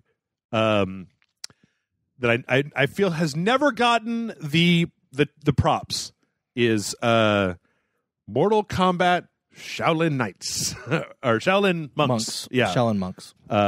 What a great game, and I really wish with how good NetherRealm is right now that they would take another stab at an adventure game, right? Let's see. Anything else coming to mind? Soul Reaver? from Legacy of Kain. Yeah, I mean, that's still kind of the Legacy of Kain series, but yeah, I'm trying to think of other prequels. There's tons of prequels out there, but yeah. I'm not really a big fan of most prequels because I don't know. Like a lot of times, it's that weird thing where it's like later in the franchise, but all the technology is superior to, but the game is a lot slicker than the sequel. Yeah, Captain Toad Treasure Tracker. You could kind of make an argument that Smash Brothers is nothing more than a spinoff of like all of the Nintendo games, right? True. Yeah, no, I don't know. Oh, you know what? I don't know that I would put these at the top of the list, but Dirge of Cerberus and the PSP Final Fantasy VII prequel game with Zack are both really fun spin-off games. You could say X2, but I don't really like X2 all that much. It's dress spheres, playing dress up. Yeah. Yeah, I think that might be all I have. So like Resident Evil, what's the one where you shoot Umbrella Chronicles? I apologize. Was the question like specifically video games, or was it was all media. Okay, where the prequel is better than. Where are there any other prequels / spinoffs that you enjoy more than the original? Yeah, so there's something you would enjoy more than the original. Yeah, I feel like there is. I just can't. Star Trek Deep Space Nine. Better than TNG. I don't give a fuck. Come at me, bro. Picard's okay, but fucking Benjamin Sisko is the best. I'm going to let you finish, but Benjamin Sisko is the greatest captain in all of Starfleet. He punched Q in the face. He made the Defiant. His fucking wife got killed by the Borg, and he made a ship that had no other purpose but to kill Borgs. And then they used it to kill everybody else because they didn't have any Borgs on that show. So, Clone Wars, the animated Clone Wars show. Yeah, I heard the animated Clone Wars show was really good. I haven't seen it though. I'm talking about the Gennady Tartakovsky one, not the CGI one, because CGI one was okay, but I never really got into it. Yeah, there's probably plenty of stuff out there. I'm having a hard time racking my brain though. I have about 8 answers. Anything else come to mind for you? Yeah, no. Okay, fair enough. I'll stick with Saved by the Bell. Saved by the Bell. Always go with your gut. Your first answer is probably the best one. Yeah. All right. BHammer100 writes in and says, "Hello, Jeff and John. Over the past couple years, I've been drifting away from video games. I still have an Xbox 360 that I fire up every once in a while to play one of the Arkham games and mess around in GTA or Minecraft, or see if I can get any further in Dark Souls. But I kind of figured I was done with getting shiny new consoles with all the bells and whistles. But then Spider-Man got released. From the videos I devoured, it looked like it made the player feel like Spider-Man in the way that the Arkham games made the player feel like Batman. Then I discovered you could get what might be my favorite game of all time, Resident Evil 4, for the PS4. So for Christmas, I'm thinking about buying a PS4 and Spider-Man, Resident Evil 4, and possibly Red Dead 2 to start out with. This would be my first Sony console. Anything I should be aware of? Are there any good story-driven or open-world games that I should be looking at? I don't plan on buying as many games as I used to, only games that look like they have a lot of replay value. Shadow of Mordor looks cool, even though I'm not good at Dark Souls, Bloodborne looks fun and pretty creepy. Last of Us and God of War 4 also look like they have great stories. Thanks in advance. That's from BHammer100. Story-driven or open-world games. God damn, dude. Horizon Zero Dawn. Horizon Zero Dawn. Yep, that's a great one. Any of the Yakuza games.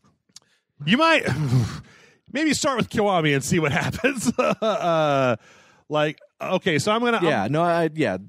Yakuza Kiwami, if you wanted to go that route. But I'm saying Horizon Zero Dawn, fucking great. If you're looking for story-driven open-world games, obviously, if you like the Batman Arkham games, you can get Arkham Knight. You can also get the Return to Arkham games. Oh yeah, as well, the anthology. So that way you don't have to keep going back to your Xbox 360. You can probably get them both really cheap as well. Yes. Right now, and trying to think of what. So here's a little trick that you could do. Go to Metacritic, go to the PlayStation 4 page, go to Best Games, and then switch it to All Time, and you will get a good chunk here. I'm just going to read off this list, right? Grand Theft Auto 5, I mean, you get that for a song these days, and I don't know, that's open world, so you get Trevor and Michael and Franklin. The Last of Us Remastered, if you had a 360 and you never got to play The Last of Us, both The Last of Us Remastered and the Uncharted Nathan Drake collection are both like excellent games to. They're also redonkulously cheap. They're so cheap these days. Let's see, and then Uncharted 4 is in there. Bloodborne, good. I tell you what, man, if you're talking about story-rich open world, again, you probably, no matter how much it costs, you could do a lot worse than The Witcher 3. That's like fucking 1 bajillion hours of story. Like, trust me, Matt and I are like, we might finally be getting to the end of the second area after, like, I think this is part 17 or something crazy like that. And we're doing hour-long ones. Shadow of the Colossus remake is pretty good. I mean, if you never had a PlayStation, if you had an Xbox 360 last generation, then you didn't have access to that. Like, that is one of the things that would be cool about moving from a 360 to a PS4 is that you're probably going to get access to a lot of, like, the better PS3 gen Sony games that they have re-released, like Uncharted. Yeah. Let's see what else we got in here. Trying to think some of these. Monster Hunter World, maybe. It's not really story driven. No, not really. But it is a open world. Big open world. I wish whenever anybody wants a recommendation for a thing, I wish they would write in with like, give me 3 games that you really like, and then that's why I immediately went to Horizon Zero Dawn. Yeah, in all honesty, that's why I was like Horizon Zero Dawn. Maybe the Yakuza games, but I think you'll be fine with Spider-Man and Red Dead and stuff like that. Spider-Man is fucking phenomenal. Yeah, like it's probably not going to be my game of the year because it's probably going to end up being Red Dead, but it's pretty fucking close up there. But like any other fucking day of the week, probably yes. Like I think that God of War this year was one of the best games I've ever played. It was so good. It was so great. Bloodborne's fucking awesome. Bloodborne's great. Do you think that Bloodborne is easier than Souls or harder? It's got different rhythms. I think it's different. Yeah. I don't think it's easier or harder. I think it's different. Okay, I can see that. Because, like you said, it's interesting because where Dark Souls, I feel, is a chess match where you're waiting for your moment to strike. Mm-hmm. Bloodborne is more rhythmic with how you want to attack. I mean, you're still waiting for your moments to strike, but you're doing it with a rhythm to it. Like, when do you pop your weapon? And right. It's like if Bloodborne was a chess match, or if Dark Souls is a chess match, then Bloodborne is like slapping somebody upside the head. Yeah, Bloodborne is like Dance Dance Revolution. What was that? I was just looking at one of these. Oh, yeah. RE7. If you like RE4... like RE7 is fucking amazing. It's got some really good DLC too. Oh yeah, buy the whole thing and play the whole pack. That fucking the what's his name? The swamp dude with the punching. Oh my god, that was great. And then like Not a Hero, and if you haven't played RE7, definitely do it. And if you think you can handle it, play it in VR. But you don't have to play it in VR. You don't have to get a VR. Don't worry about that. Doom. You know what? I'm just going to say my favorite games again. I'm just going to do the Jeff list, right? Bloodborne, Doom, Hitman. Yeah. I mean, these are the games, right? Motherfucker, like, get the games. Get Red Dead 2, get Spider-Man, get God of War. Ratchet and Clank for the PS4 is very charming, very fun game where you just run around and blast shit. And then obviously when it comes out at some point 3 years from now, Death Stranding. Obviously get Death Stranding and Sekiro, get those in on there. Just buy all the shit that Jeff buys, okay? Like, what's your problem? You may have to wait about 5 or 6 years for Death Stranding. Right. May not actually come out until the next console generation. Far Cry might be an interesting, like Far Cry and Deus Ex, maybe. Deus Ex, Mankind Divided might be kind of interesting. Far Cry 5 is not bad. It's just not. I was thinking more 4. Oh. I guess if you have PlayStation, if Xbox 360, you could have already played 4. Yeah. Get Hitman. It's so good. You can wander around. Oh, you know what? Allow me to say that if you are a fan of Resident Evil 4, okay, 5, 6, meh, right? 7, yes, but also they put out the Revelations collection. Yeah, 1 and 2. Yeah, and at least Revelations 1 is so like an old school Resident Evil game. Like it's not as kind of action packed as like the 5 and 6 started to get. It's a lot more kind of like creepy. It's on a boat. You get to do some crazy shit. Maybe check that as well. So. All right. Let's see here. This next one is going to come in from Brandon. Brandon says, evening, gents. Brandon here. I'm starting my first office job, and I've only done retail or manual labor. What should I expect in an office environment? Thanks for your little page, Brandon. Expect to be staring at a computer monitor for a long time. Yeah. Offices can be weird places. Emails, internal messaging systems. A lot of meetings that you don't have any reason to be at, and would be better if you just didn't go to them. A lot of times offices can get real weird and cliquey. Like you can get people who like this section of the office is this group, and that section is that group, and very team-based focused. Yeah. And by the way, when I say these things, all these things I'm saying are not negatives. They're not positives either. They're just statements of what to expect. I don't know. It's like, what is your office job? And I'm not saying email us again and tell us what your office job is, though you can if you want. Yeah. But it depends, because I mean, like I work in cubicle farm, call center, help desk, office job kind of thing. Mm-hmm. So that's one type of experience. I've also done other jobs where I've had an office and I have a very specific type of job where I'm supposed to be doing stuff, supposed to be making phone calls. It's not help desk, but it's yeah, that's different. When you're directly communicating with somebody else all day, you're not chatting as much with the people around you. Yeah. So. But I mean, I've also had stuff where you're not communicating and you have to do stuff on like spreadsheets and reports and making sure that certain areas are done with different stuff, and then interacting with other people in your office and things like that. And so there is a little bit difference in what you're doing. Yeah. So yeah, I remember there was a friend of mine got an office job, and they had it for about a month. And man, this guy, he was just like, there's these two people in my office job, and they're obviously like having an office romance. They're like fucking, and they're like don't really like me, and I can always hear them like whispering and talking about me. What do I do? And it was like, nothing. Just fuck them. Like, you fuck them. And he was like, then I literally went over and fucked them both. And then I fucked both of them. And it's like, no, you can't do anything. That's just shitty office-ness, right? Like, yeah, I mean, there's always going to be... I mean, I've had jobs where I know that there are people that just did not like me. Yeah. Because my personality is very laid back, very nonchalant.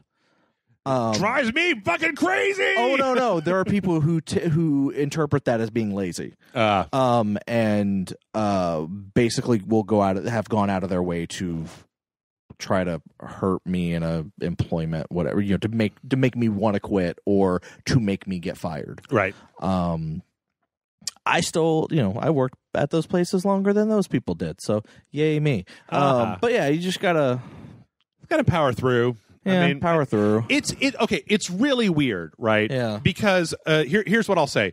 Like, I have had friends that were my work friends, people that I knew because I worked with them, and I worked with them for years, and we knew each other's names. We'd go outside and smoke. We'd go to lunch together, or we would go for some drinks after work, or hang out, or do whatever.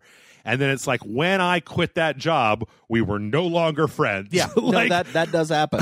Like people that I knew that I hung out with all the time, and then it was just like, all right, bye everybody. I remember one time when I flash quit a job, when like a manager brought me into their office to demand that I do something stupid, and I said, no, I'm not going to do that. No, I gave my 2 weeks notice, and a manager brought me in and was like, I noticed that you've been slacking off. Like, if I know you put in your 2 weeks, but that doesn't mean that you can't give us 110%. And I was like, yes, it does. And he's like, well, if that's how you feel, you could just leave right now. And I was like, okay. Like, I have another job, bro. Like, I did this as a professional courtesy, but you're not going to get, like, I'm not going to be in here just like, yeah, when I've given my 2 weeks notice. I'm going to be a little, I'm not doing my job, but I'm not going to just be like doing it 100%. And so I went over and started clearing out my desk, and all the people that sat around me, they were like, what's going on? I was like, oh, I put in my 2 weeks like a few days back. And then so-and-so said that I wasn't doing my best work, and so I'm leaving. And they were just like, oh, and I'm like, guys, I don't know any of you. This was a job with big high cubicle walls where I'm like, I don't talk to any of you. I'm on the phone all day. Yeah. Like I read the Count of Monte Cristo while I worked here on the phone. Like that's what I've been doing is reading books, like not talking with you. Yeah, I'll even admit, like don't get me wrong, I've had friends that I've made at jobs that I am still friends with outside of the job now that I'm no longer with that company. Yeah. But I see them less often.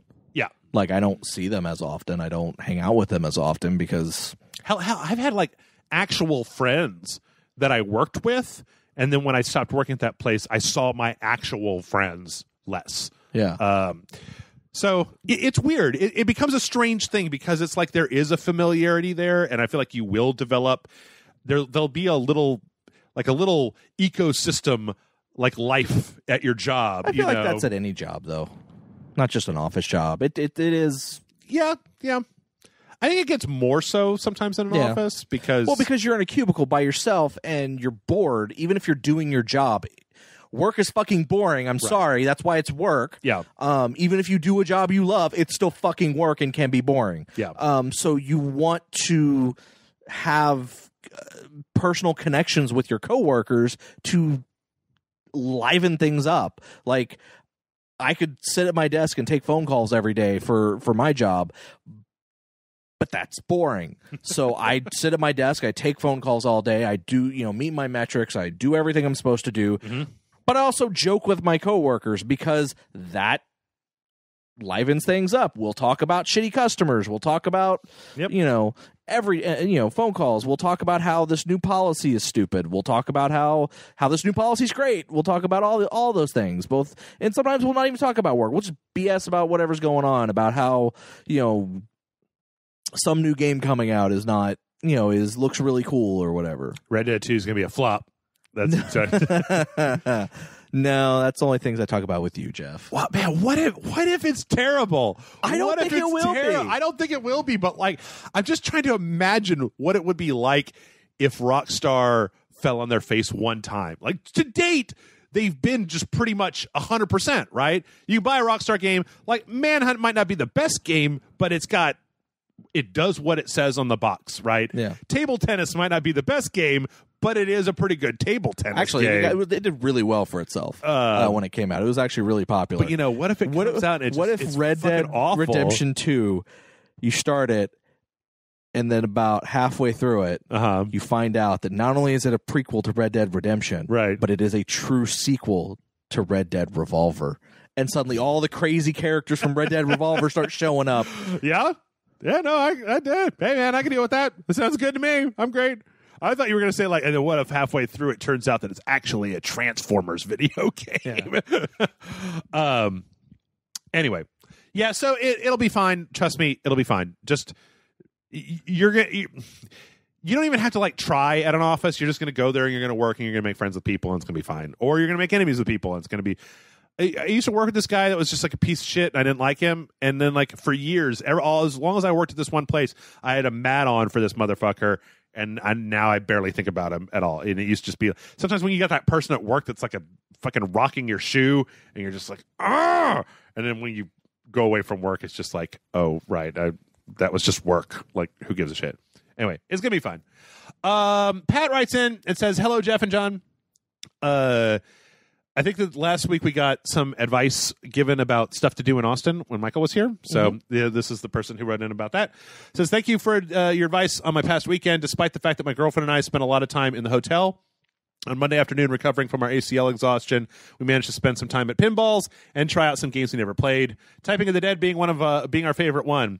Also got to swim in Barton Springs on Sunday before the festival. My question for this week is in regards to ACL itself. Have either of you ever attended, and do you have any favorite stories to share about music fests in general? There's an old guy next to me during Paul McCartney's set that almost started fights with like 6 people simply for trying to walk by him.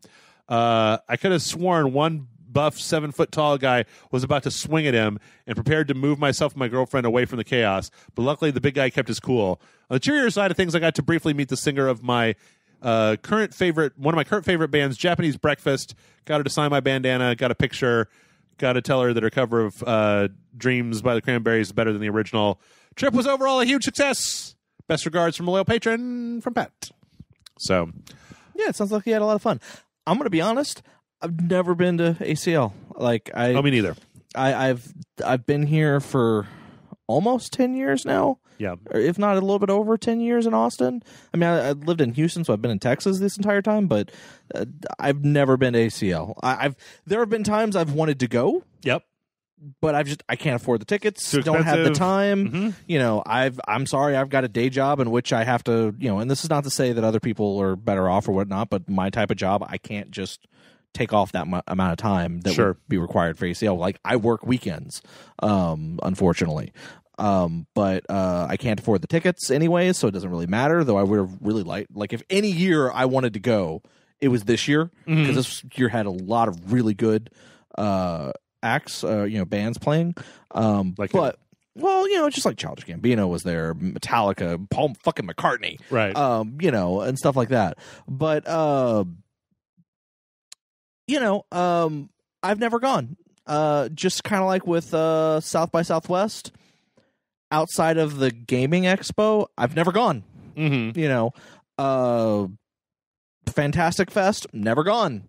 Like all the big festivals that everyone talks about coming to Austin for, never gone. Never been to an Austin City Limits. Never been to. I mean, that's not just the festival, but an actual like Austin City Limits like live event or anything like that. I just never gone. Yeah. So I have no stories. I'm sorry. Well, see, I have never to be a party pooper. No, dude, trust me, I am totally on your side. Like, I feel like I have a real fucking stick in my dick about ACL and South by and this stuff, because they bring in like a shitload of money that we don't have any part of. Like, it doesn't help any of us. It hinders us with traffic, right? With traffic and people coming into town and doing stuff. And like, there's no last year, Matt Frank was a beautiful, beautiful man and said, Jeff, I've got passes for South by Southwest. Do you want them? And I said, yes, I would love, I'd love to have passes to go to South by Southwest. But the problem is, it's not even just these fucking $1,500 passes that I could never afford on my own. It's that you also have to take a whole week off. It's like you have to pay a shitload of money, and then you have to take a bunch of time off, and then you're going to go and spend money either Ubering or paying for parking, getting a burger or whatever when you're downtown. Like, if you're getting to get some beers at the thing or whatever, like, it's a huge expense.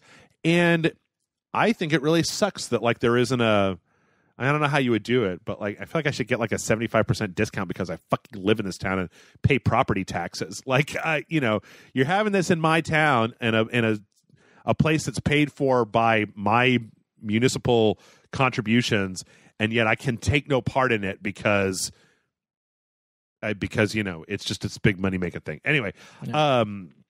But before like South by got redonkulous, I would go a little bit, because it used to be that you could go and they would let the badge holders in first, right? But then they would let other people in.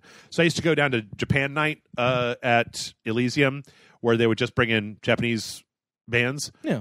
So I saw the Pillows there. Oh, nice. Yeah, they did all the songs from Fooly Cooly, and it was great. That was actually one of the best nights. There was like them and this band where the lady dressed up like an airline stewardess. It was kind of a funky band. There was a really nice night. Got to see a bunch of cool stuff. I saw My favorite, though, was a story that I told before, and I'll tell it briefly, was one South by Southwest, there was a band. There was a band that I used to really like. I don't think they put out an album in forever. I actually need to check. It got so long that I just stopped checking. And they were called Zoloft the Rock and Roll Destroyer. And it was just kind of this girl pop punk band that I really, really liked.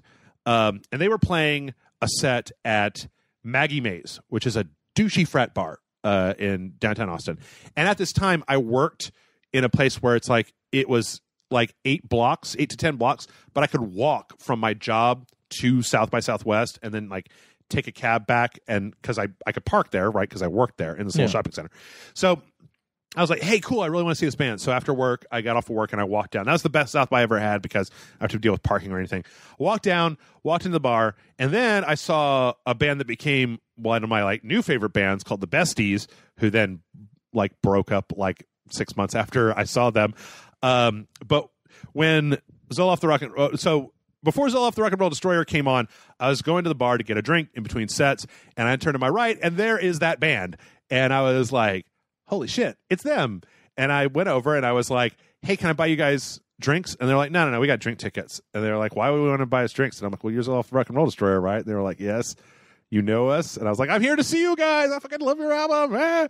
And so I was like, all right, cool. So I turned back, and then the lead singer was like, so do you live here? And I was like, oh, you guys want to have a conversation with me? Wow, that's amazing.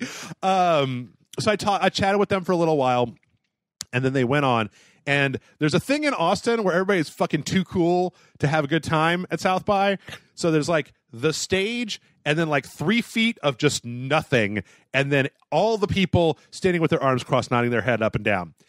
I was drunk. I wanted to see this band. So I was up front by myself, jumping up and down, mouthing along the words of the song, pointing at the band, just being a fucking goofball. To the point where the lead singer even was like, yeah, this one's for you. You said this was your favorite song, Jeff. And I was like, holy shit, they said my name. And everybody in there is just they're nodding their heads. They're being too cool. And I'm like, I don't fucking care. When it got done, I was just like, oh my God, you guys are the best. And high fives all around.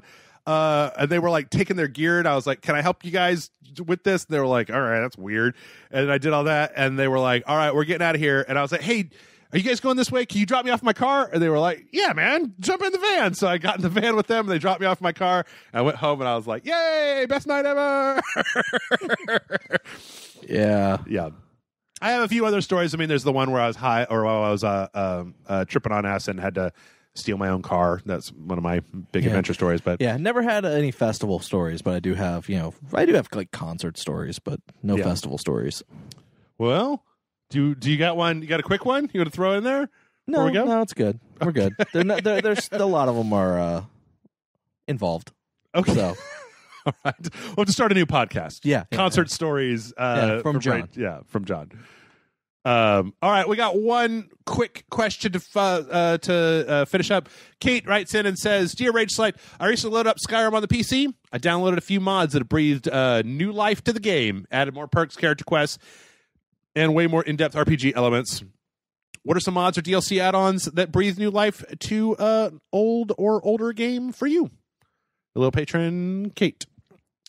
I could say that when I played New Vegas, I modded the fuck out of it mostly just to make it look like a pretty decent game. Yeah, a lot of graphical overhaul stuff. I'm going to be honest. I don't think I ever did mods or major DLC updates that completely changed the game since the days of Quake and Unreal Tournament.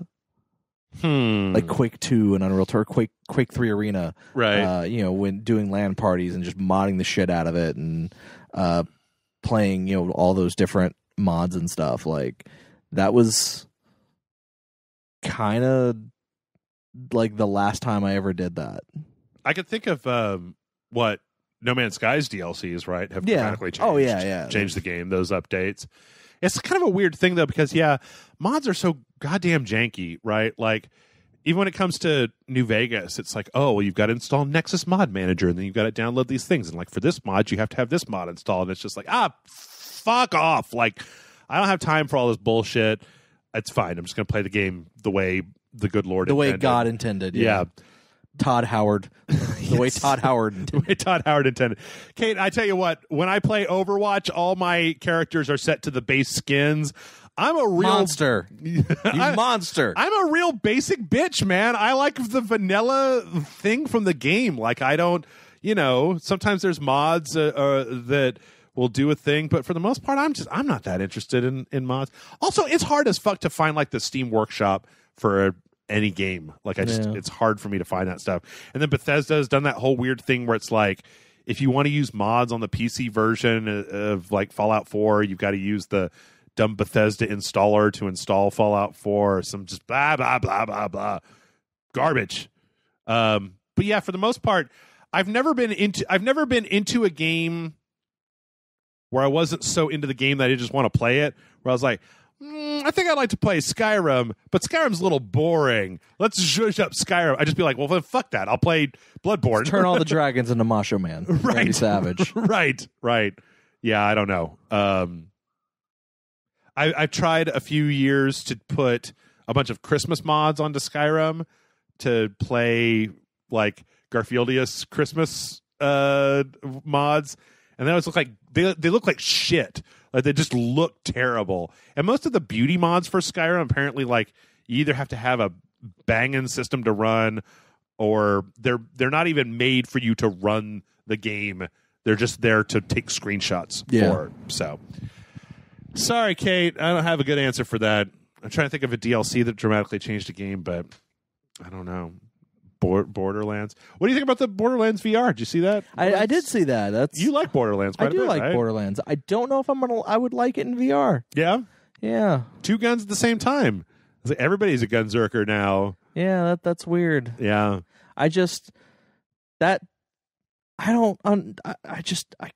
No, it's just it's too old. No, I don't think it's too old. It's I think it's too much. It's too much sensory overload. Yeah, in VR, man, that shit will mess you up. All right. Well, with that, let's go ahead and wrap it up. Hey, we didn't get that many questions this week. Mail@rageselect.com is the email address. Send us in some good questions, and we will provide you with good answers. Until next week, when I guess we'll be recording next week's podcast like the day before Red Dead 2 comes out. Oh, geez. One more day until Red Dead. My God. And I still have to film the asylum. John, it's too many things. Yeah.